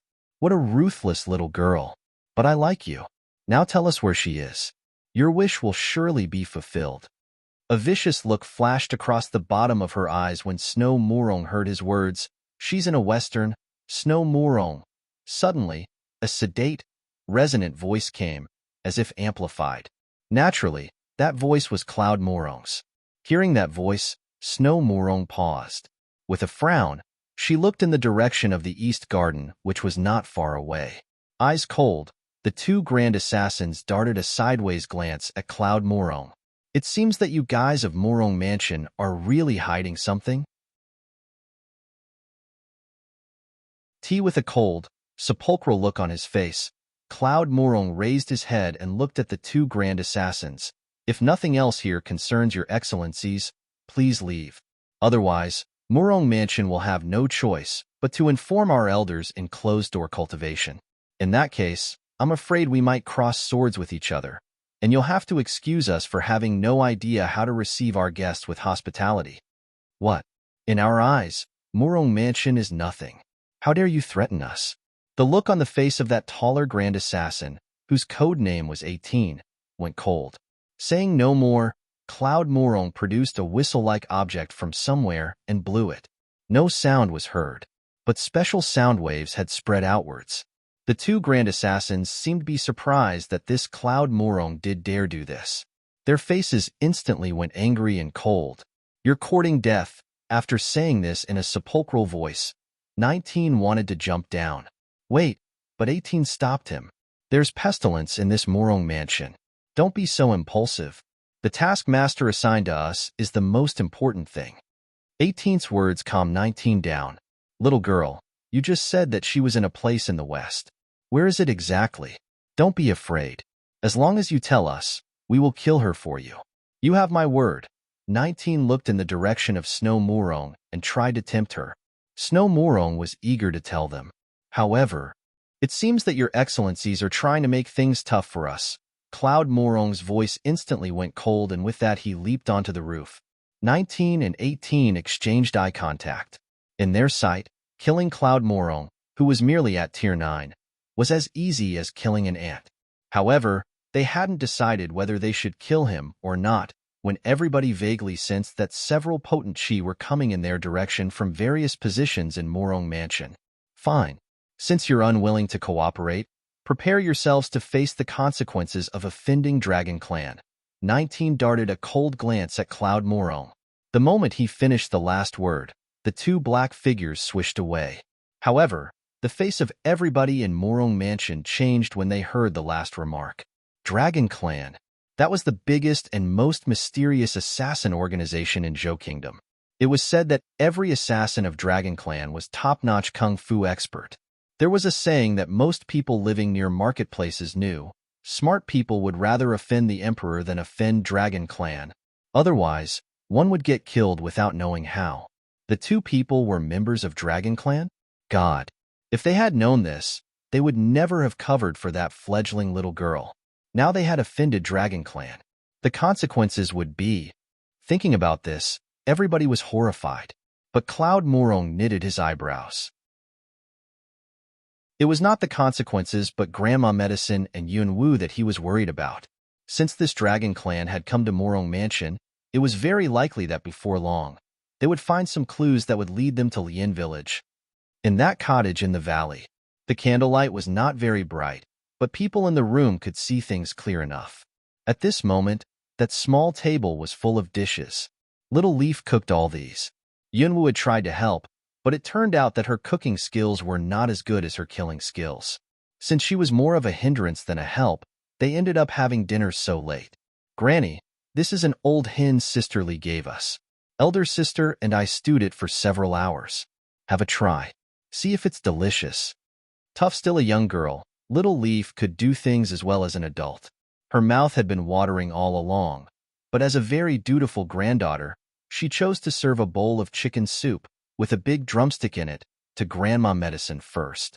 And then she filled another bowl with soup, put a big chicken drumstick in it, and passed it to Yun Wu. After that, she filled a small bowl with soup for herself. Elder sister, have a try. Sister Lee gave this chicken to you. You should eat more. Yun Wu was moved at Little Leaf's behavior. This girl herself probably had no idea how adorable she was and how deeply Yun Wu was touched. With her chopsticks, Yun Wu put the chicken drumstick to Little Leaf's bowl, a doting look flashing across her eyes that were usually apathetic. I don't like chicken drumsticks, so I want you to eat it for me. This chicken drumstick is very delicious. Elder sister really doesn't like it? Hearing this, Little Leaf looked at Yun Wu with an earnest look. After Yun Wu nodded very earnestly, Little Leaf was relieved, grabbed the drumstick and started chomping on it. Seeing this, Yun Wu smiled. Slow down. You might choke on it. Then she moved her eyes to Grandma Medicine. Granny, have some. Don't worry about those people in Morong Mansion. Nothing will happen to them anytime soon. Grandma Medicine had been preoccupied all day long, so of course Yun Wu knew it. Hearing her words, Grandma Medicine involuntarily looked at Yun Wu. You can tell? Yun Wu smiled blandly. Granny, it's on your face. I'm afraid not only I, but also Little Leaf could tell. Little Leaf nodded on hearing Yun Wu's remarks, gnawing at the chicken drumstick. With a wry smile, Grandma Medicine said, Granny is useless. You both were wronged in there because of me. Her brow furrowing, Little Leaf stopped eating the chicken drumstick. What are you talking about, Granny? As long as I'm with you, I'll never feel wronged. Feeling wronged? With Yun Wu's ability, who could wrong her? Others should feel lucky if she didn't wrong them. However, seeing the bitter look on Grandma Medicine's face, Yunwu still couldn't help letting out a sigh. Granny, after dinner, I'll teach you acupuncture and then manipulation skills. Grandma medicine had some pharmacological knowledge, but it was primitive compared with advanced medical skills of modern times, especially when it came to preparing remedies with herbs. Acupuncture? Manipulation skills? There were all new words. Wooer, you're talking about. Grandma medicine clearly didn't quite understand. If I'm right, with acupuncture, manipulation of a couple of special acupoints, and some antiphlogistic herbal medicine, Wilderness Morong's illness will be cured, said Yunwu. Antiphlogistic herbal medicine? Wooer, is antiphlogistic herbal medicine really a cure for that pestilence? Grandma medicine was uncertain. Even Little Leaf was very curious about it. Yunwu couldn't help curving her lips in a smile. Granny, there's no need for you to ask so many questions. Just regard it as pestilence, and you're the only one who can cure that pestilence. So when you go there to treat the disease, remember to have others leave the room. As for the herbal medicine, I'll have Little Leaf pound the herbs for you in advance. Her words were somewhat confusing. Grandma medicine only understood part of them. But knowing that the pestilence could be cured, Grandma medicine was greatly relieved. Elder sister, we were evicted from Morong Mansion. How could Granny get in there to treat them? They will surely try to chase us away. Little Leaf pointed out the key issue. This was also another thing that Grandma medicine was worried about. Now that they had been evicted from Morong Mansion, the third uncle and the others probably wouldn't believe her, even if she was willing to go back. Hearing this, Yunwu smiled, a self-conceited look flashing across her purple eyes. Just enjoy the dinner. You don't have to worry about this issue. Do what I tell you to do, and in just a couple of days, you'll be able to return to the Morong family in fine style, and nobody will dare bully you ever again. The next day, dawn had just broken when a group of people came to this small village of simplicity. Yunwu had scarcely walked past the threshold and stretched out a little bit when Little Leaf rapidly rushed back. Elder sister, there are a lot of people outside the village. They requested Granny's presence. Face red, Little Leaf was panting heavily due to the fast running. Where's Granny? It was just after dawn, but Grandma medicine was nowhere to be found. Little Leaf said, Granny got up very early and went up the mountain to collect 3-leafed medicinal herbs with antiphlogistic properties. The night before, Yunwu taught them acupuncture and manipulation skills, but they still needed a kind of 3-leafed medicinal herb with antiphlogistic properties, so Grandma medicine went uphill to collect some early in the morning. Hearing this, Yunwu asked Little Leaf, Do you know who those people outside the village are? However, there was no need for Little Leaf to answer. They saw that in the distance, several groups of people carrying sedan chairs were walking in their direction.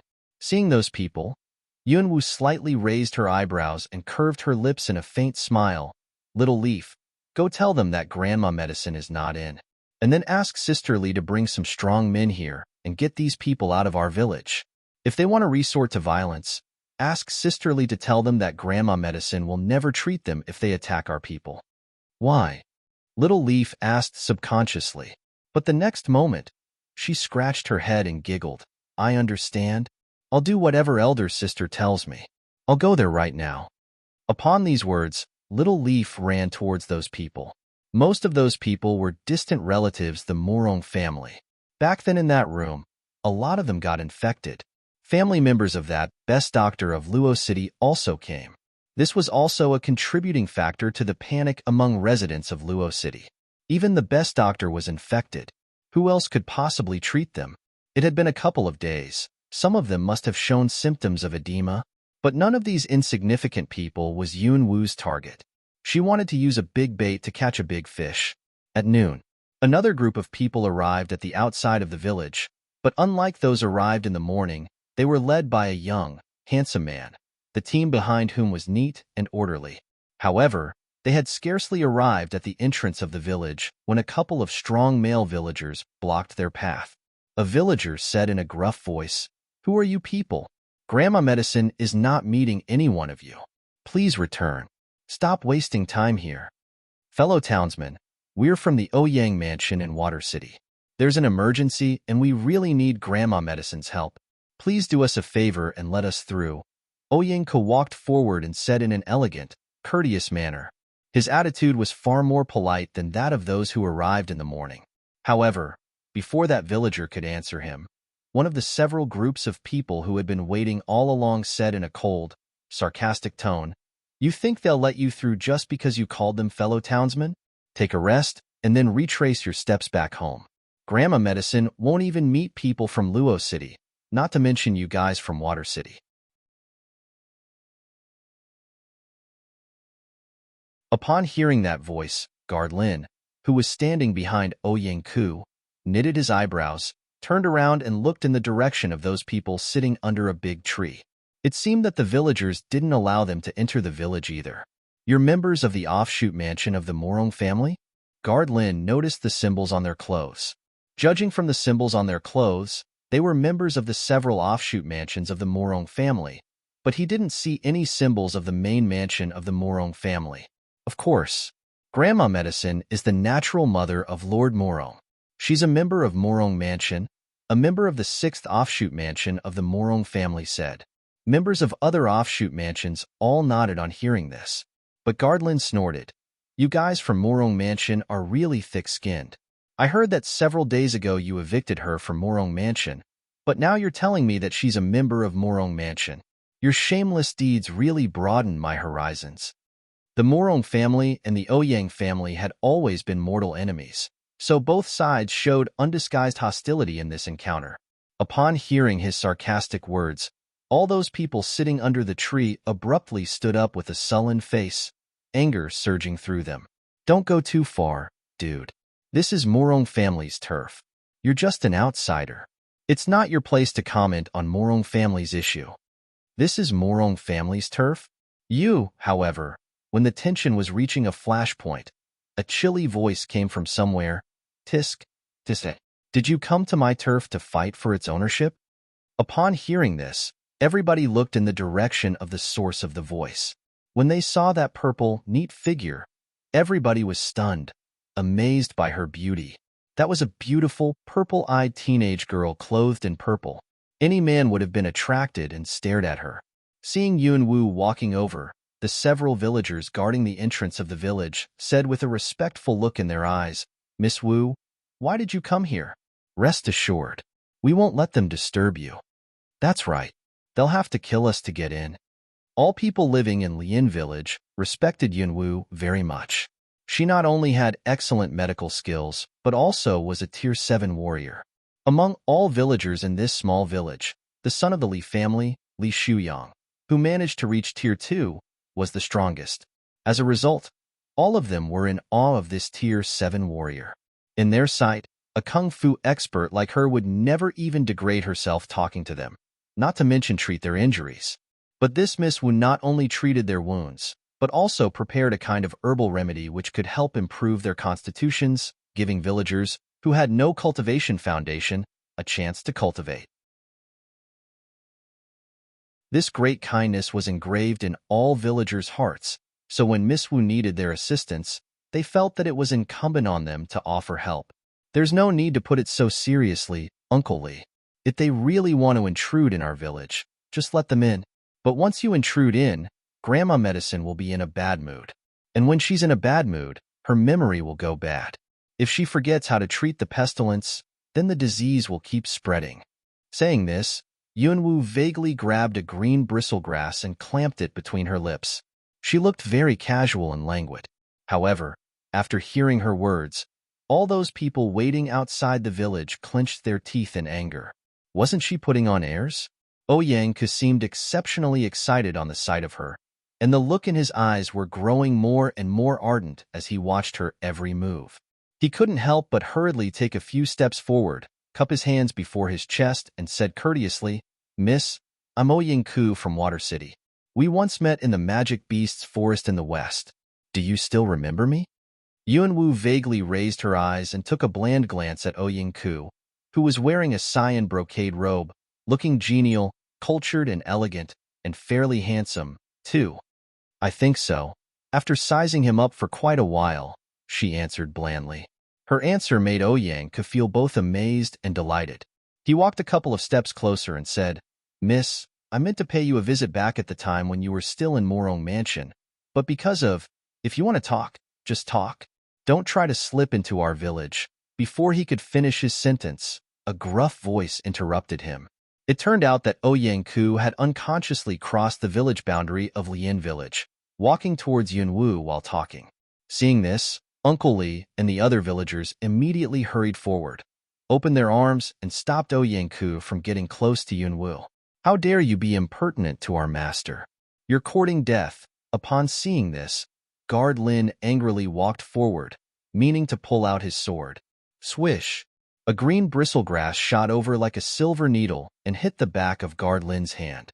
Guard Lin's movement froze and his whole palm went numb and limp. An astonished look flashed across Guard Lin's eyes. He raised his head and looked over those villagers' shoulders at Yunwu. The green bristlegrass between her lips was gone. Those villagers didn't notice, but Ouyang-ku did. "Guard Lin, stay back," Ouyang-ku ordered in a deep voice and then politely drew a few steps back outside the village boundary. "My apologies.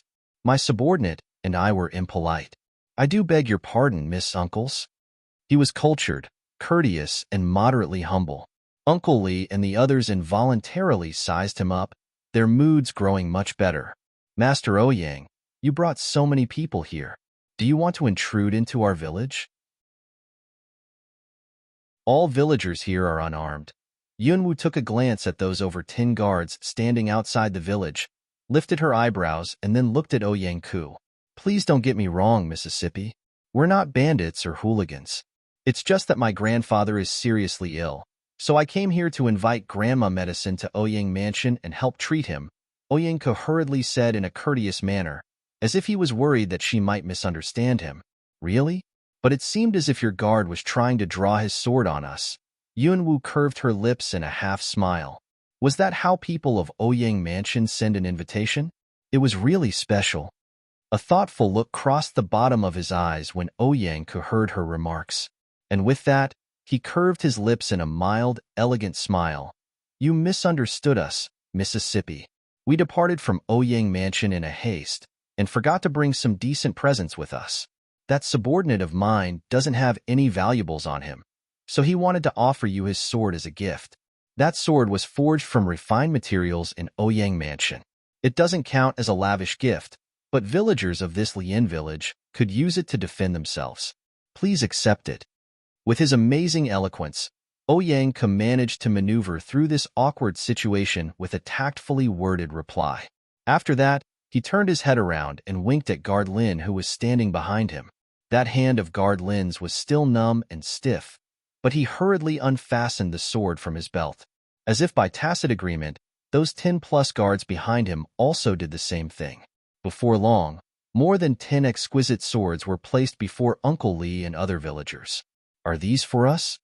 Having been in this village all along, those strong men beside Uncle Li had never touched this kind of premium sword before. On the sight of those exquisite swords, they got somewhat excited, their eyes lighting up. However, they didn't took them but looked in the direction of Yunwu. "Since people of Ouyang Mansion are so courteous, we should accept their gifts. Lian Village indeed could use some decent weapons like these," Yunwu said in a languid, casual manner. Ouyang-ku's deep, black eyes lit up when he heard her words. "These are just greeting gifts. Lavish presents from Ouyang family will arrive soon. We'll respectfully carry Grandma Medicine to Ouyang Mansion with a big sedan chair carried by 8 persons. She'll be our honored guest." Nobody knew whether he was saying this to Yunwu or to those people behind him. Anyway, soon after he made these remarks, in a muted voice, Guard Lin said something to 2 guards who then quickly left. Yunwu made no response to Ouyang-ku's remarks. She turned her head aside and said to Uncle Li and the other villagers, "Uncle Li, hand out those swords to villagers. It's about time for lunch. There's no need to stay here any longer." Then she turned around and walked towards the valley at a moderate pace.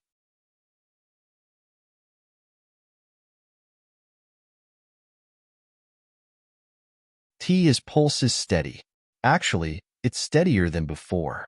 Judging from this symptom, Old Lord's condition is better than the last time I felt his pulse. Did Old Lord show any special symptoms a couple of days ago? Or did you have another doctor treat him? Cloud Morong gave him a general account of what happened a few days ago.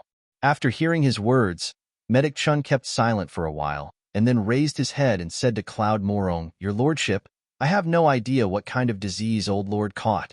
I feel really shamed. But that bleeding therapy you mentioned seemed to be helpful in reducing the swelling of old lord's body. I suggest your lordship might as well invite that doctor here to treat old lord." On hearing Medic Chin's words, Sword Morong and the other elders knitted their eyebrows. Others waiting outside the courtyard exclaimed in amazement. Even Medic Chan couldn't treat this pestilence. Was that old woman really the only one who could treat it? However, right at this moment, a guard hurriedly rushed over. "Your lordship, an offshoot mansion sent a message here, saying that people of Ouyang Mansion in Water City went to Lian Village to invite Grandma Medicine." In the room, Cloud Morong was stunned. The frown of Sword Morong and the others creased deeper, and their faces went somewhat sullen. It seemed that people of Ouyang Mansion in Water City immediately took action after receiving the news. However, to others' surprise, Cloud Morong was expressionless and made no response, which made Sword Morong and the others become somewhat inexplicably anxious. Especially Sword Morong. He was the one who evicted Grandma Medicine from Morong Mansion by using the authority of his identity of an elder, so at this moment, he was the last person who should talk. However, Cloud Morong, who was the most suitable person to make a decision, chose to keep silent at this moment. "Your lordship, given that there are so many elders infected, maybe we should invite Grandma Medicine back." However, before that person could finish his sentence, Cloud Morong said in a deep voice, "Fifth uncle, they've already been evicted from Morong Mansion. Naturally, I can't disobey third uncle and invite her back. Any further discussion on this issue is unnecessary. Let Medic Chin feel your pulse. I'll go check on my father." After saying this, he walked inside the room. Hearing his words, all the others present moved their eyes onto Sword Morong. Sword Morong's face was rather cold and sullen. He was one of those whose family status was the highest in Morong family. Was he supposed to admit his mistake at this moment? If he did that, wouldn't it cause disastrous damage to his dignity and authority? Outside that cottage in the valley, Yun Wu was leisurely lying on a shabby rocking chair with her eyes closed, enjoying the tranquil afternoon and waiting for the big bait to come to her on its own account. However, all of a sudden, ever since she acquired 7 kinds of element, when Yunwu mobilized wind elemental power, her speed was so fast that even Cloud Morong, who was at Tier 9, couldn't catch up with her. However, this time, she could sense that the 2 figures behind her were approaching her. Damn it! It seemed that those who broke through into another rank were far more powerful than those at the lower rank. In fact, on that day in the Magic Beast Forest, the reason why Yunwu managed to kill that Grand Kung Fu master was partly because of the favorable terrain and her powerful ally. Long Qingxia had wounded him before she fought with him. But now, she was facing 2 grand assassins. She was good at killing enemies in a forest, but she was uncertain whether she could kill 2 grand assassins who were just as good at killing enemies in a forest as she was. It's surprising that you little girl can move so fast with wind elemental power at merely Tier 7. 18 leaped down and blocked Yunwu's path. There was a ghost of surprise in his cold voice.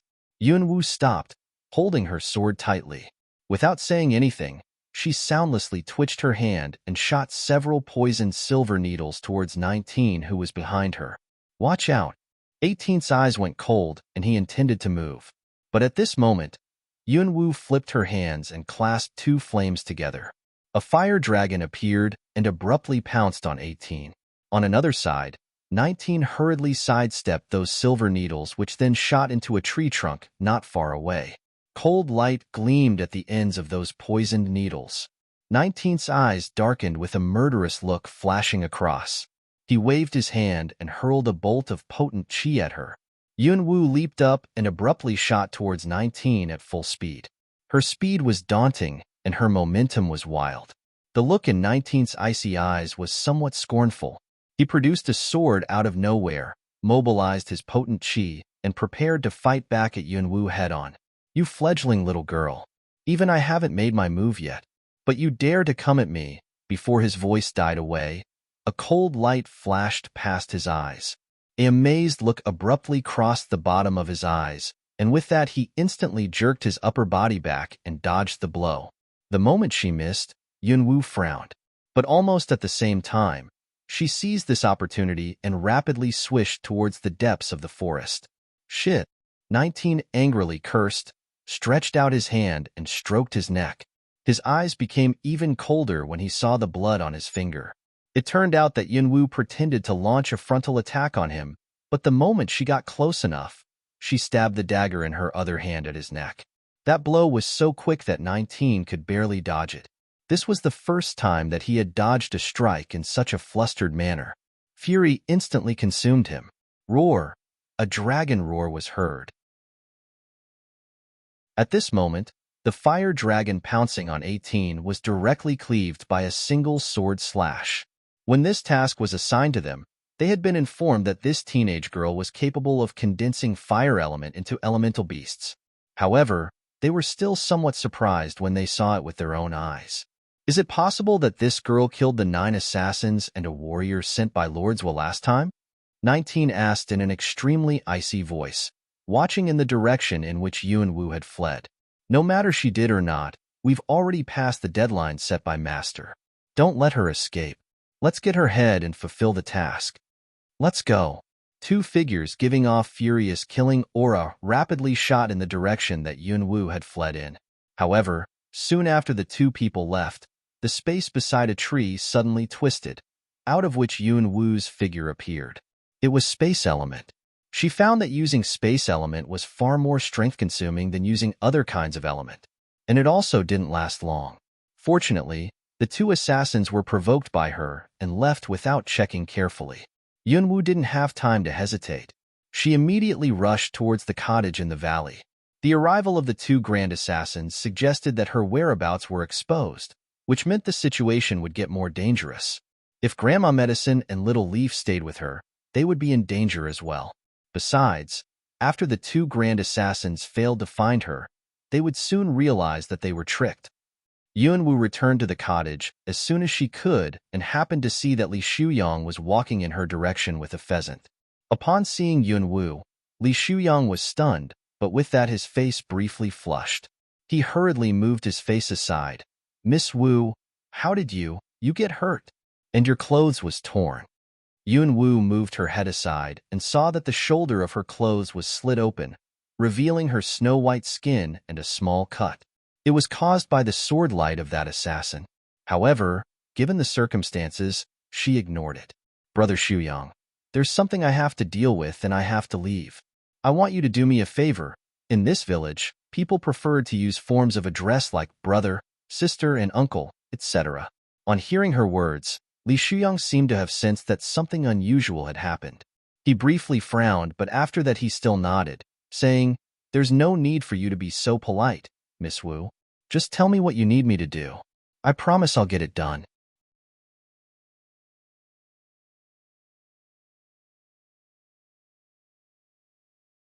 In a while, people of Ouyang Mansion in Water City will come here to pick up Grandma Medicine. When they do, I want you to go with her and take care of her. And there's also another thing I need you to help with. She was supposed to do that herself, but under the circumstances, she didn't really have another choice. After telling him what she needed him to do, Yunwu fished out a small bottle of pills and passed it to him. "There are 3 antidotal pills here. When you show symptoms, each of you 3 should take one." And, however, Yunwu knitted her eyebrows tightly before she could finish her sentence. "Damn it, they came back so soon.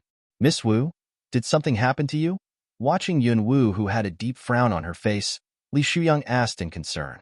Feeling the 2 chi getting closer and closer, Yunwu didn't have time to tell him more details, so she made one last remark. "Remember what I told you. If I don't come back, help me take care of my granny and Little Leaf." On finishing the last word, Yunwu leaped upwards. Meanwhile, she flipped her hands, conjured 2 flames, clasped them together, and with that a fire dragon appeared. Roar, dragon roars were instantly heard in the whole village. At the same time, she clasped her hands again, and with that a blue ice python materialized out of thin air, gelid chi spreading outwards. Hiss, hiss, down below. Li Shuyang widened his eyes in shock on the sight of this scene. Soon after the two elemental beasts were summoned, she saw that two black figures were rapidly approaching the cottage from the forest.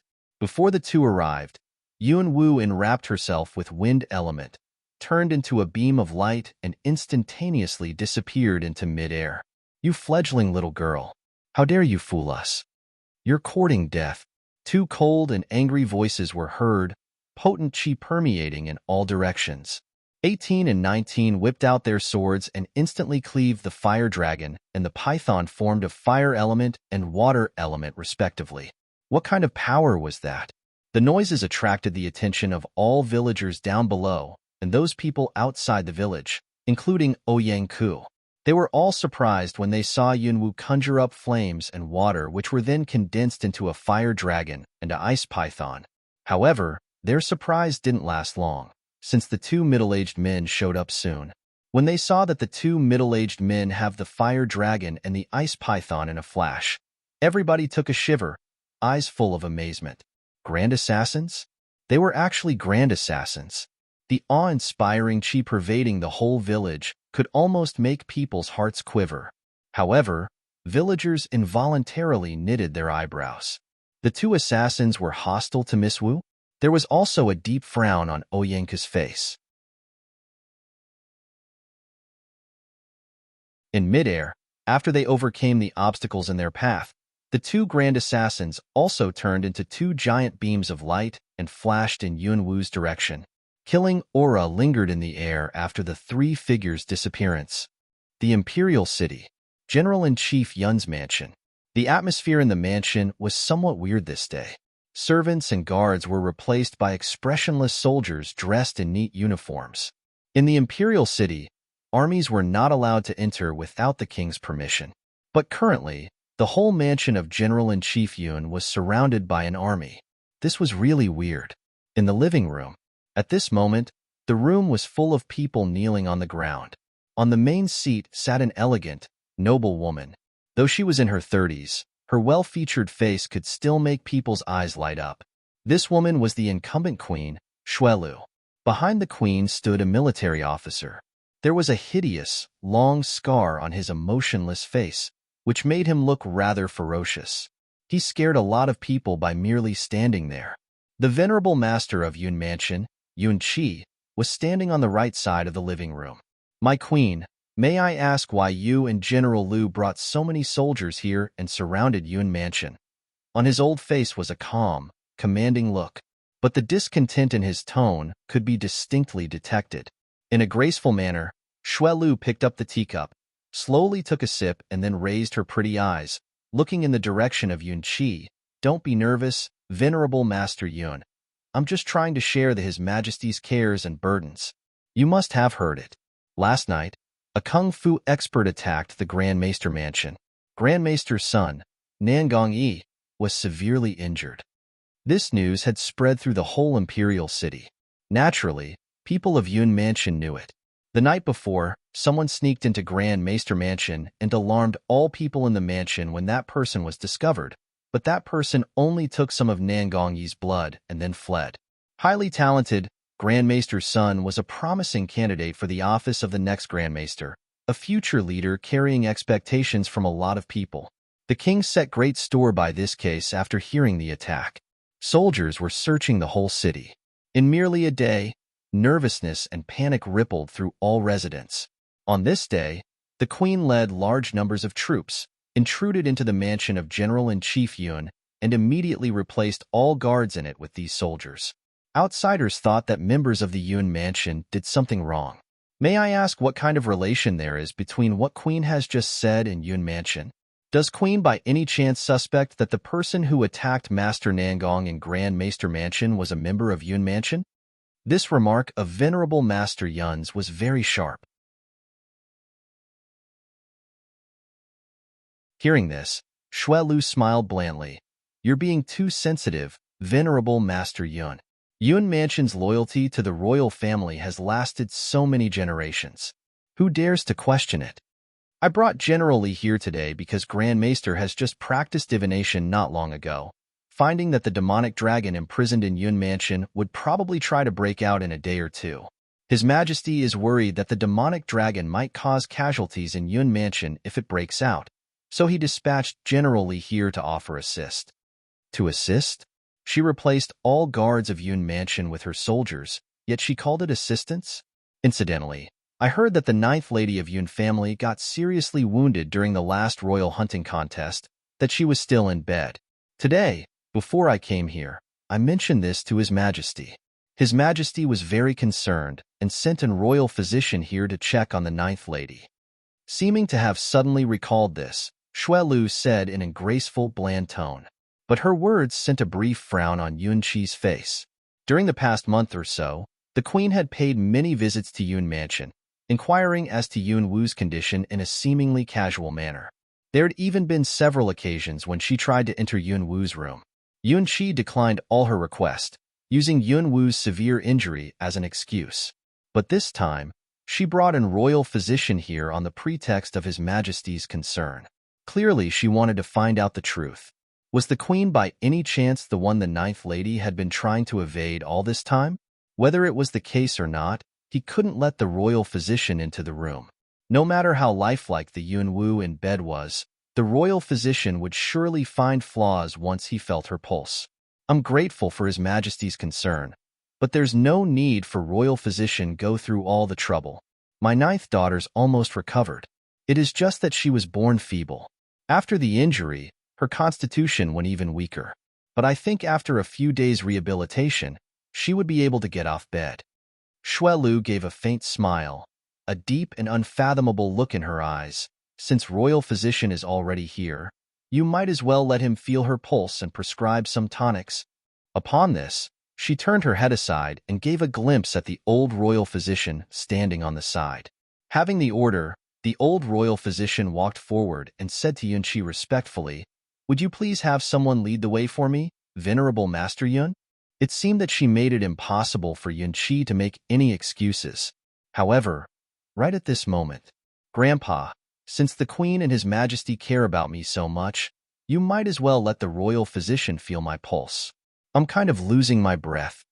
A weak, faint voice came from outside the door. With a sickly, pale face, supported by a handmaid, Yun Wu slowly walked inside the living room. Wearing a long cape, she paused every 2 steps, gasping for air. Her legs appeared limp, as if a mere breeze could blow her away. Seeing Yun Wu walking in, Yun Wu furrowed his brow. His wife, his daughter Yunlinger, and the others, who were still kneeling on the ground because the queen hadn't allowed them to rise, looked at that sickly Yun Wu, disgust and scorn glinting in their eyes. For some reason, this invalid had been the only one that the venerable master favored recently. He even tended her himself when she was ill, which was why other family members were all jealous. The moment Yun Wu walked in, Xue Lu immediately rested her eyes on her, sizing her up. Her gaze was so piercing that it seemed as if it was able to penetrate Yun Wu bones. Back then, at the time when the sorcery power on this continent awoke, Xue Lu dispatched a lot of assassins to the magic beast forest in the north, including her henchman Zhuofeng, but so far, not a single message had been sent back to her.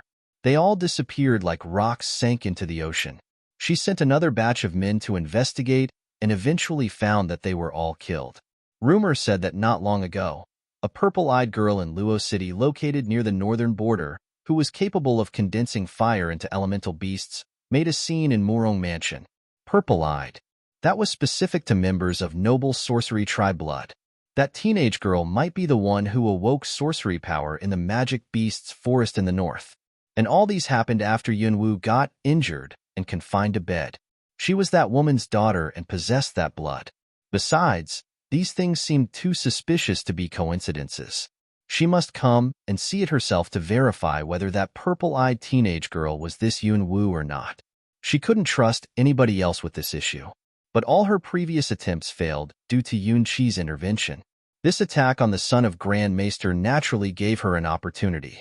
How could she let it slip away? Imperial physician, why aren't you feeling the ninth lady's pulse? Xue Lu asked in a bland tone. Sitting in a chair on the side, Yunwu cooperatively let the old royal physician feel her pulse, coughing occasionally, her face ghastly pale and lackluster, her eyes unfocused. The living room went quiet. After quite a while, the old royal physician withdrew his hand, turned around and said to Xue Lu respectfully, "My queen, the ninth lady is feeble and suffers from anemia caused by severe injury. She needs a few days to build up her health by rest and by taking nourishing food. Otherwise, the condition might become a chronic complaint."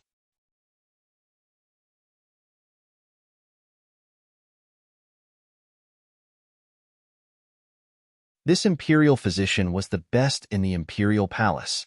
He had never made any mistakes in his diagnosis. If he said that this condition was caused by severe injury, then it definitely was. The vigilance in Xue Lu's eyes seemed to be quietly dissolving after she heard the royal physician's words. Since the ninth lady's illness is really so serious, prescribe her some tonics. If there are not enough precious medicinal materials in Yun Mansion, get some from the imperial palace. Make sure the ninth lady has everything she needs for rehabilitation. Yes, my queen. The old royal physician nodded. After taking a glimpse at Yunwu, who was sitting in a chair with face as pale as white paper, Xue Lu stood up from the host's seat and slowly walked towards her. Take good care of yourself. After you recover, come to my palace and walk around. I like you. Saying this, she stretched out her hand and patted on Yunwu's shoulder. But Yunwu shivered when the queen patted her, and her face appeared even paler. After that, Xue Lu slightly curved her lips, turned around and glanced at Yunqi. Venerable Master Yun, generally will stay in Yun Mansion for the next few days in case the demonic dragon makes trouble. I'll leave you to it. After saying this, she turned around in a noble, graceful manner and slowly walked out of the living room, followed by those handmaids and eunuchs. Have a safe trip home, my queen. Those members of Yun Mansion, who had been kneeling on the ground all along, respectfully saw the queen off with words. Cough. However, the moment Xue Lu stepped out of the living room, Yunwu started coughing miserably and uncontrollably. The smile on Xue Lu's face went bigger when she heard the cough after walking through the door. In the Ning courtyard, nobody was allowed to enter this courtyard. Even those soldiers dispatched to Yun Mansion were kept out of it. At this moment, in a room, Yunqi watched Yunwu, who was sitting on a chair with a pale face but was sipping at her tea languidly. Who are you? By no means was this Yunwu, the one he arranged before. However, if this person was not the Yunwu he arranged before, who was her? Yunwu ignored him. After taking a couple of sips of tea, she slowly raised her eyes and looked at Yunqi. It seems that it doesn't matter who I am. What matters is that the flaw in your arrangements nearly got her into trouble. Naturally, that her she mentioned was Yunwu. On hearing this, Yunqi furrowed his forehead. Who are you exactly? Surprisingly, she knew the issue about Yunwu. Her future husband. This remark was made not in Yunwu's female voice, but in a deep, magnetic male voice. This answer surprised Yunqi. A man? How is this possible? Yunwu was a teenage girl. How could a man disguise himself as her? But right at this moment, that person casually threw back the cape, revealing the physique of an adult man.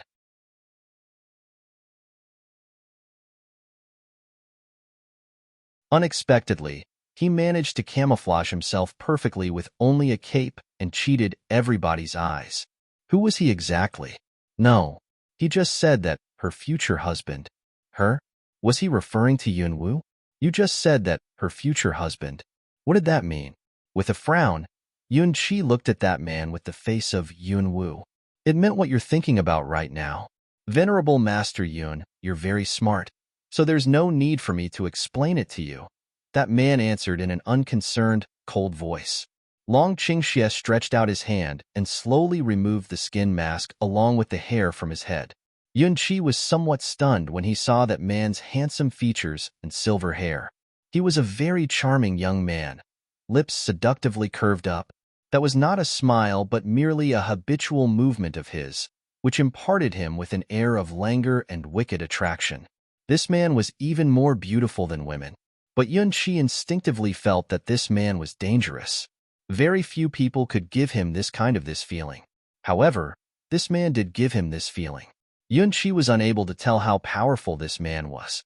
Was this man's level by any chance higher than his? But he was barely in his early 20s. How was it possible? Where is she? Yunqi asked, watching Long Qingxia. It had been a month, but there was no news at all, which greatly concerned him. She's fine for the moment, but I'm not.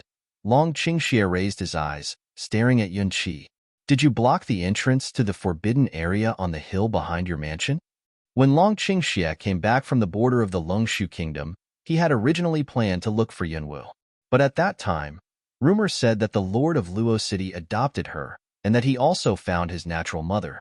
When he heard this, he believed that there must be something she had to deal with, because otherwise she would never have agreed to be adopted, given her personality. Afterwards, messages from the scouts he sent out confirmed his speculation. She was saved by an old woman living in a remote village, who also happened to be Lord Murong's natural mother. So she must have gone to Murong Mansion to repay the favor. Knowing that she was not in danger for the moment, he decided to go back to the imperial city and help her get what she needed. The next time when they met, she should have dealt with her matters. However, he could never have expected that some accidents were destined to happen. On hearing his question, Yunqi frowned and glanced at him. Yes, I had some men block it. Is there by any chance you were the one who did that to the entrance? When he found that there was another passage leading to the forbidden area, he immediately had some men block it. There were many pythons and cannibal vines in the forbidden area. If those creatures went through that passage into the outside world, there would be dire consequences. I need to enter the forbidden area. Lend me the key to it, Long Qingxia said directly without beating around the bush. After the last time Yunwu intruded into it, Yunqi specially installed a hidden lock on the gate of the forbidden area. In order to get in, one had to either use the key to unlock the gate or destroy the gate. Currently, there were a large number of soldiers in this mansion. Any noises would surely bring him unnecessary trouble. Don't you think you need to tell me the reason why you want to get in there? The forbidden area is not a place open to everybody, Yunqi said in a manner just as direct. She badly needs some dragon blood. Is this reason good enough? Said Long Qingxia in a casual tone, languidly watching Yunqi. Dragon blood? This answer stunned Yunqi. The demonic dragon imprisoned in the forbidden area had been under the guard of the Yun family for hundreds of years. It had also been decades since Yunqi assumed responsibility, so he had a general idea how powerful that demonic dragon was. Even he himself didn't dare approach that dragon. But this man sounded as if getting some blood from that dragon was as easy as shopping at a market. Was he too self-conceited? Or was he really that powerful? Rest assured, that 1,000-year indenture between the Yun family and the dragon is still valid. That demonic dragon is not powerful enough to break the seal of the indenture yet, Long Qingxia added. His words surprised Yunqi. This man actually knew about the 1,000-year indenture between the Yun family and that demonic dragon? Who on earth are you? Hearing this, Long Qingxia curved his lips into a half-smile. I'm whoever you think I probably am. But, as long as she acknowledges Yun Mansion, nothing will happen to this place. He broke off in the middle of a sentence. Did he mean that once Yun Mansion she disowned Yun Mansion would no longer be in peace? It was late at night, but in this dense forest, two figures were chasing a third one. It had been a full day. Yunwu had almost tried every method she could think of, but still couldn't get rid of the two grand assassins. That uncomfortable feeling caused by overconsumption of strength was getting intenser. If it weren't for that her will was strong enough, she would have gone limp and fallen down by now. That damn girl is really good at fleeing. I swear to God I'll break her legs after I catch her. After chasing her for a full day, the two assassins got somewhat annoyed.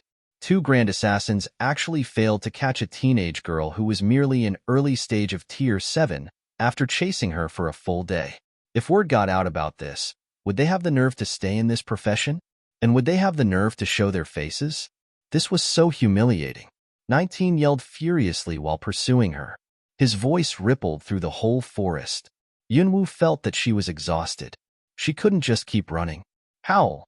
Howls of wolves suddenly came from the distance. There seemed to be a pack of them. Her chi was more powerful than before now, so the two grand assassins would probably detect her even if she tried to hide in this forest. Since I can't escape, I should kill them, Yunwu thought. However, if Yunwu decided to fight them, she would never suicidally launch an attack on the enemies when she knew very well she was no match for them.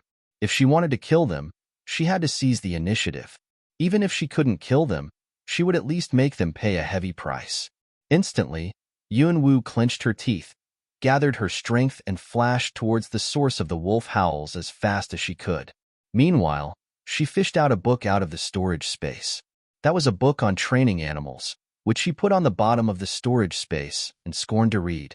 In her sight, most tamed magic beasts were no different from livestock, which she was totally uninterested in. But she recalled those tamed magic beasts that she saw in the training ground located in the forest of the Morong family in the suburb of Luo City. Maybe she could find some kind of secret method of taming magic beasts without erasing their beast nature. But after reading every page of the book, she found that all those beast-taming skills recorded in it were just common ones. Clearly, it was impossible to have a magic beast follow orders while it still had its beast nature. Damn it! If Elder White was still in contact with her, maybe she didn't have to flee in such a flurried manner. But since that weird twig entered her body, Elder White had been out of touch all along. Right now, her only option was taking advantage of the beast flock to overpower her enemies. But now even this option was no longer available. Was there really nothing she could do? Did she really had to wait for death? No. Since she came to this exotic world, she had overcome so many hurdles and been through so many trials. Now, even if it was the god of the underworld himself who had been pursuing her, she wouldn't yield without a fight, not to mention two grand assassins.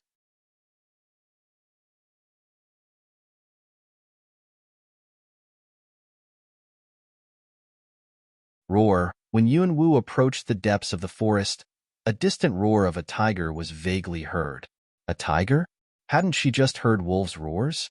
However, Yunwu didn't slow down a little bit, flashing towards the source of the roar as fast as she could.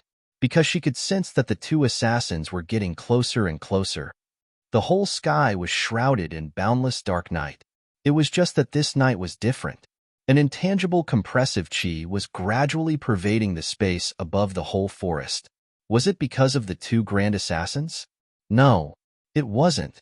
Because, under that chi, even those low-level magic beasts on the periphery of the forest seemed to have felt that intangible stress, lowering their bodies. They stayed still even when Yunwu passed them. This was by no means from the two assassins. Originally, Yunwu barely felt anything. But suddenly, an inexplicable, weird feeling clutched at her heart, and with that she intuitively sensed danger. And what gave her that feeling was in the front. Howl. Another howl was heard. It was more distinct than those previous vague ones. This suggested that Yunwu was getting closer and closer. Damn girl, I'll break your legs the moment I catch you. A cold, angry yell emanated from a position not far away behind her. Yunwu knitted her eyebrows tightly together. It seemed that she didn't have any time to hesitate. She had to either fight the two grand assassins behind her or keep progressing. Yunwu always trusted her intuition. At full speed, she shot towards the depths of the forest. No matter what kind of danger was in there, she could definitely drag the two assassins into it. An unusual smell of blood wafted across the dark sky. In the pitch-black night, three figures just kept going deeper and deeper into the forest. Roar, howl. From time to time, roars of magic beasts rippled through the forest under the black sky. However, those magic beasts seemed to be not fighting but cooperating, since those roars were let out very regularly. However, this regularity was soon ruined by a figure intruding in the depths of the forest. Yunwu barely had any time to observe, since the two grand assassins were closing in on her. She seemed to have sensed that something blocked her path.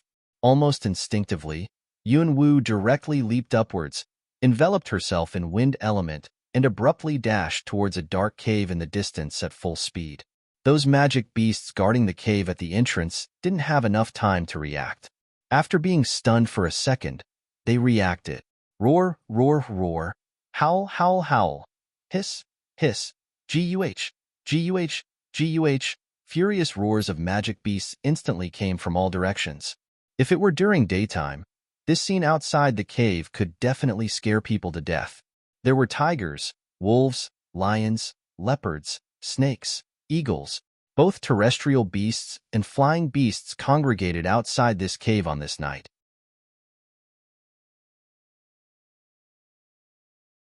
Innumerable magic beasts crowded almost the whole depths of this forest, green light gleaming in their eyes. However, when those magic beasts were provoked, another two figures shot over at full speed. Quack! Eagle condors' piercing shrieks were heard. Before the two grand assassins could enter the black cave, a flock of eagle condors flew upwards, letting out furious shrieks that could almost perforate people's eardrum. Roar! Wrathful roars of numerous beasts were heard. It was at this moment that 18 and 19 realized what kind of place they had just intruded into. In order to catch up with Yunwu, they also didn't observe the surroundings, and they just shot right towards the target as fast as they could when they were getting close. But now, when they saw the scene down below and that more and more flying beasts were coming at them, their faces changed almost at the same time. This seems to be the land of Beast King in this forest. Holding his sword, 18 looked around with a slightly startled look on his face. There was a king of magic beasts in almost every forest, just like there was a ruler in every country in human society. But situation in the territory of magic beasts was not as complex as that of human territory. The Beast King of this forest was the head of all magic beasts living in this forest. Generally speaking, the land of Beast King was surrounded by a lot of magic beasts. Humans, once intruded into the land of Beast King, would be attacked by magic beasts living in this forest. As a result, even if humans wanted to hunt magic beasts, they usually did it on the periphery. Hardly anybody would venture into the depths of the forest. Today, they dared to intrude into the land of Beast King. 19 swallowed hard. That eagle condor leading the pack was at Tier 5, and all those behind it were at Tier 4 at the lowest. Tier V magic beasts were nothing in their eyes if there were only a small number of them. But currently, there were hundreds, even thousands in front of them. Even a whole team of assassins probably wouldn't be able to handle so many magic beasts, not to mention only the two of them. Retreat. What about the taskmaster assigned to us? You think the girl has a chance of survival after intruding the land of Beast King? Even if she survived, we should leave first and come back after the crisis is resolved. Then what are we waiting for? Let's go. The moment their conversation ended, the two figures turned into two rapid blurs and doubled back. Quack! A shriek of eagle condors heard, and with that those flying beasts in the sky instantly pursued the two people. Howl! Packs of wolves also howled, and those wolves on the periphery rushed in the direction of the two people. While the tension built outside the cave, Yunwu, who had just dashed into the cave, was also having a torturous experience. It was dark all around, and she could barely see anything.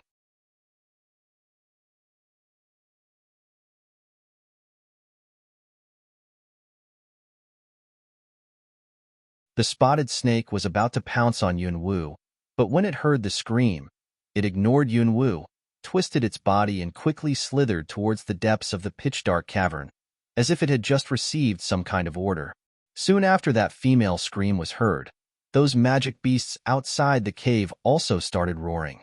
It turned out that on this night, those magic beasts' roars were in response to the yells of that female in this cavern. However, Yunwu wouldn't naively assume that it was really a human who let out this female voice from the depths of this cavern. Magic beasts above Tier 6 possessed intelligence, and most intelligent magic beasts could speak. So inside this black cavern was a magic beast the level of which was above Tier 6? Above Tier 6? Currently, her whole body was sore, and she was also suffering from overconsumption of strength and in desperate need of beast blood. If she could get some blood from a magic beast above Tier 6. However, it was just Yunwu's fond hope. Given her current strength, she probably couldn't even get blood from that spotted snake in peak stage of Tier 5. Not to mention from a Tier 6 magic beast. Besides, there must be some kind of connection between those flocks of magic beasts outside and that beast inside this dark cavern. If she did something reckless, there might be unimaginable consequences. Under the circumstances, her best choice was to leave first. However, the viscous liquid beneath her feet. Since fire element didn't work, she started trying other kinds of element. However, none of the 7 kinds of element was able to free her feet from that liquid. Yuanwu's heart sank. Eventually, she established a connection with the soaring dragon scroll in her consciousness sea. However, after quite a while, there was no response from the soaring dragon scroll. Was she really going to be defeated by this puddle of viscous, saliva-like liquid? She was really unreconciled to this situation. However, when Yuanwu was clenching her teeth, a long piece of information suddenly popped into her mind.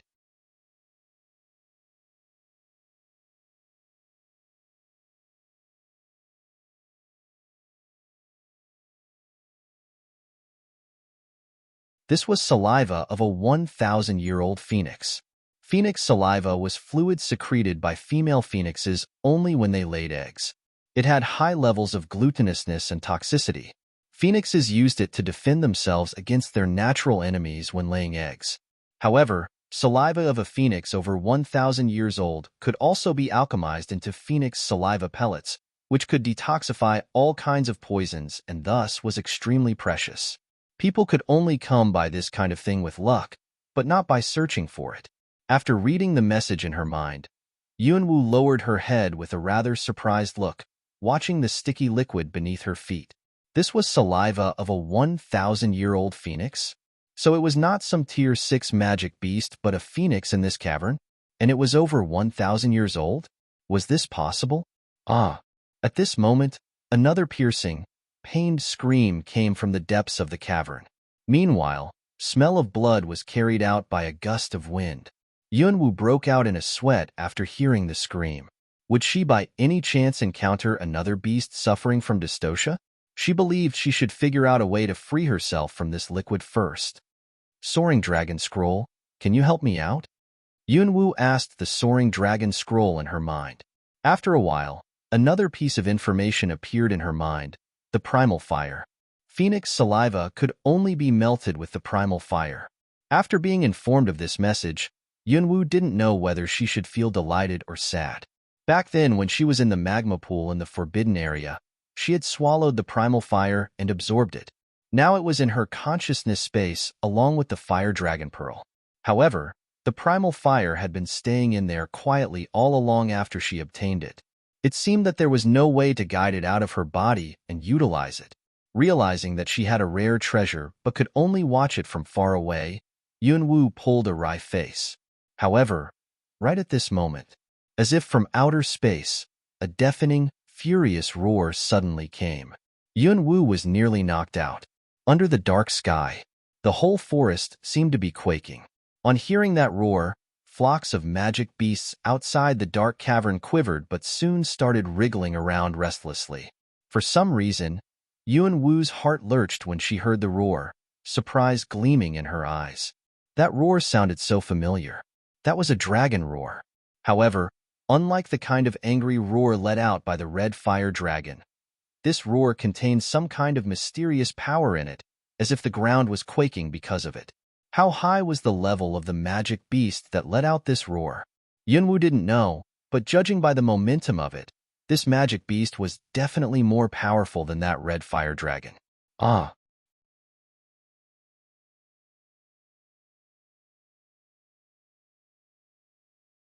After that dragon roar was heard, the female voice coming from the depths of the dark cavern became even shriller, as if the mood of the creature inside was affected. In modern times, both dragons and phoenixes were mythological creatures that only existed in legends. Yuanwu had never expected that these two kinds of creatures would appear at the same time on this night. She could tell from the momentum of the roar that the dragon came with evil intent. Given that her feet were stuck on the ground in the nest of a phoenix, she was in a very unfavorable situation. Soaring Dragon Scroll, what do I have to do to guide the primal fire out of my body? Yuanwu asked again. However, it gave her no other response. It made sense. The Soaring Dragon Scroll was merely a spiritual scroll in which information about everything in this world was documented. It was not an intelligent creature. Naturally, It couldn't answer her every question. Oh, that annoying, thick-bearded door god. He's the door guard of the Hundun Palace. He must know it. Yuan Wu gathered her powers of concentration, and with that her spirit entered her consciousness space.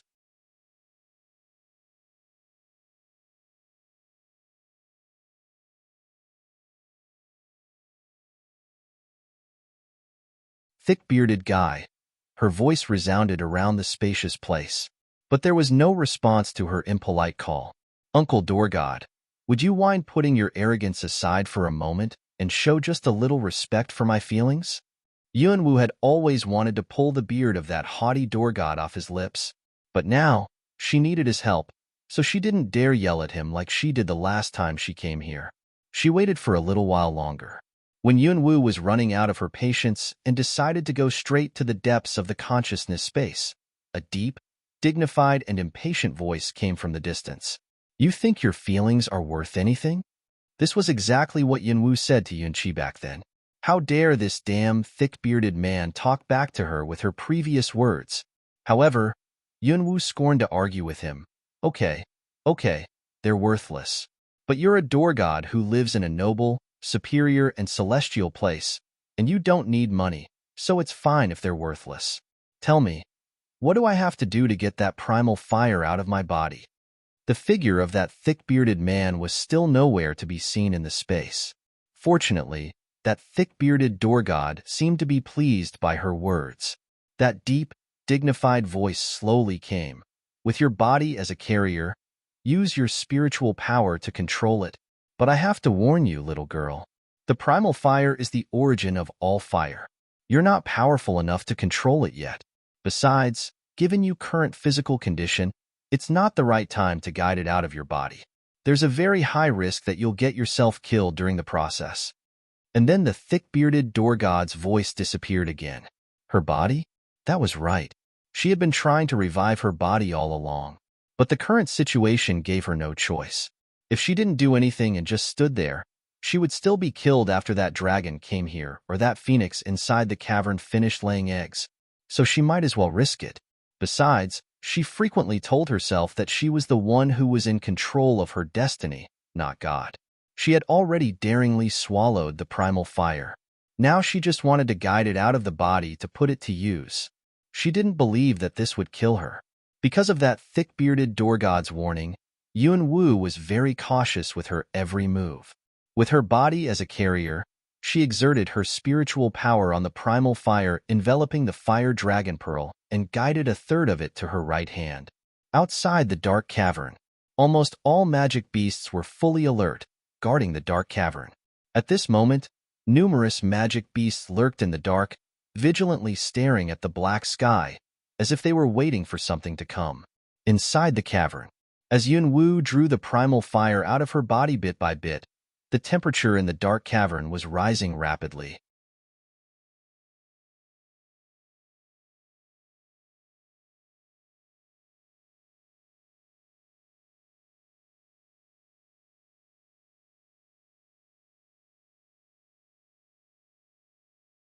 At this moment, the pained shrieks coming from the depths of the dark cavern was becoming louder and more frequent.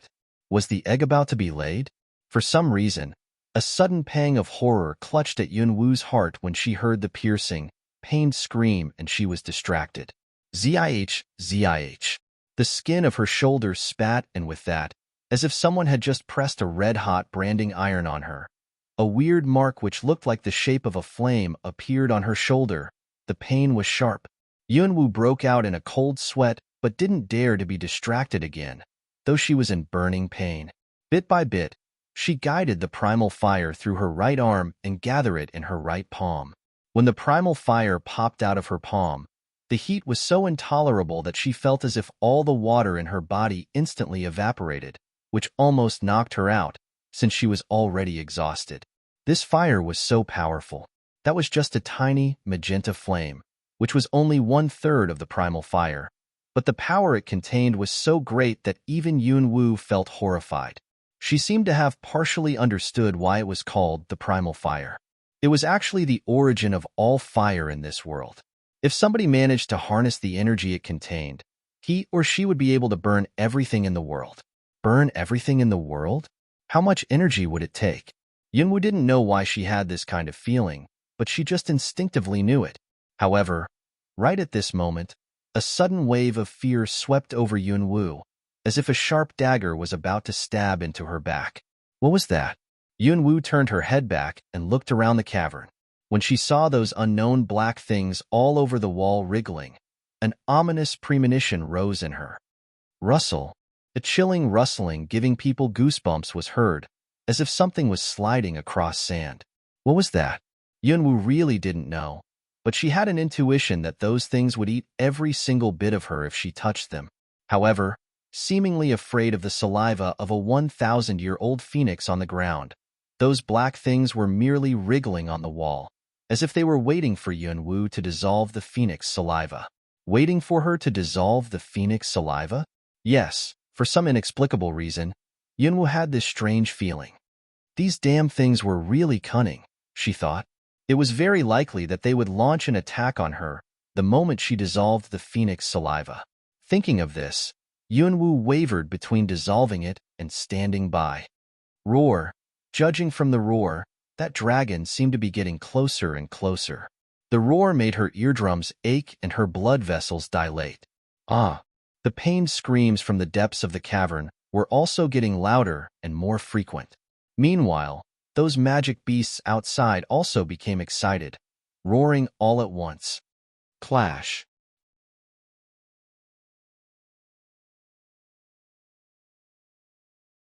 Sounds of a struggle and weapons clashing together were heard. Sounds of a struggle? No.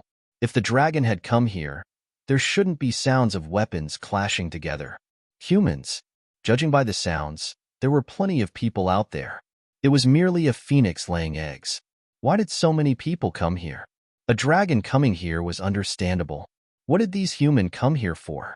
It seemed that they were really not afraid of death. What Yunwoo didn't know was that on this Shenzhou continent, dragons and phoenixes were divine species of the same status. In human society, many people tended to compare an emperor to a dragon and an empress to a phoenix. But in fact, dragons represented water and were hailed divine beasts of water, while phoenixes represented the sun and were hailed divine beasts of fire.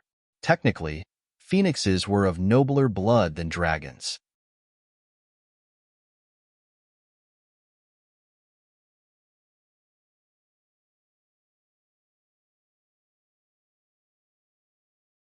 However, for some reason, the phoenix was on the verge of extinction in the mortal realm. If someone took advantage of this opportunity, obtained a phoenix egg, hatched it, and tamed the phoenix, then they would be able to conquer the world with its power. Humans were greedy by nature, which was why it was actually not surprising that these people risked coming here scrambling for it. As regards Yunwoo, she came here because some people were trying to kill her. She didn't even know what kind of place she was in. However, maybe she was lucky, and maybe she was unlucky. Anyway, she accidentally intruded into a nest of a phoenix. Now, she was facing a dilemma. Under the circumstances, she didn't have time to think it through, because she saw that those black things on the wall were converging on one spot and stretched towards her bit by bit in midair. The only way out was to dissolve the phoenix saliva beneath her feet and then immediately jumped into that deep pit. Exerting her spiritual power on the fire above her palm, Yunwoo moved it towards the viscous phoenix saliva beneath her feet. In order not to burn her own feet by accident, she did it with great caution. However, it was highly strength-consuming and spiritual power-consuming to manipulate the fire. After only a short while, Yunwoo started panting for breath, beads of sweat the size of beans dropping down from her forehead, her body in stabbing pain. She watched as the phoenix saliva gradually softened under the heat of the fire and eventually turned into a puddle of water. Yunwoo withdrew the fire, clenched her teeth, and leaped squarely down the pit that diagonally descended. The moment she leaped down the pit, out of the corner of her eye, she saw that those black things on the wall pounced and landed on her previous position. Rustlings were heard, as if they were gnawing away at the ground. What were those things exactly? Yunwoo felt chills down her spine. If she had been a little slower, would she have been eaten by those things? However, as she descended along the wall of the pit, What she saw brought her heart to her mouth instantly. It turned out that there was a pool of magma at the bottom of that pit. Except for some rocks floating on the surface, there was nothing for her to stand on. If common people came here, they would surely be suffocated, if not roasted, by the blazing air. That spotted snake coiled up at the entrance, seeming to be on guard. The moment it saw Yunwu landed, the spotted snake opened its giant, hideous fanged mouth and abruptly came at her. Damn it! Yunwu dodged the attack almost instinctively and then leaped onto a floating rock in the magma pool. On her sudden landing, the rock jerked, magma splashing. A couple of droplets of magma splattered across the spotted snake that was hurtling towards her. Its skin spat, giving off smell of burning flesh, and it abruptly drew back.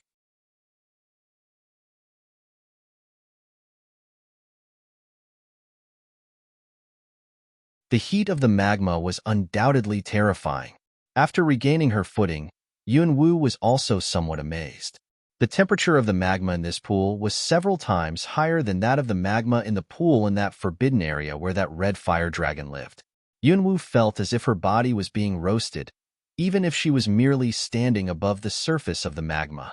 However, to her surprise, her whole right hand didn't feel the heat at all, as if the residual primal fire in her blood was enough to counteract the scorching heat of the magma. But right at this moment, a shrill, pained yell suddenly came from the depths of a cave near the magma pool. Hiss! Somewhat restless, that spotted snake frighteningly stared at Yunwu, letting out seemingly threatening hisses. It seemed to be warning her that she was not allowed to go inside. You're tuning in to the Romance Rendezvous YouTube channel. We're so grateful for your support, and don't forget to subscribe to join us on this incredible journey through captivating stories.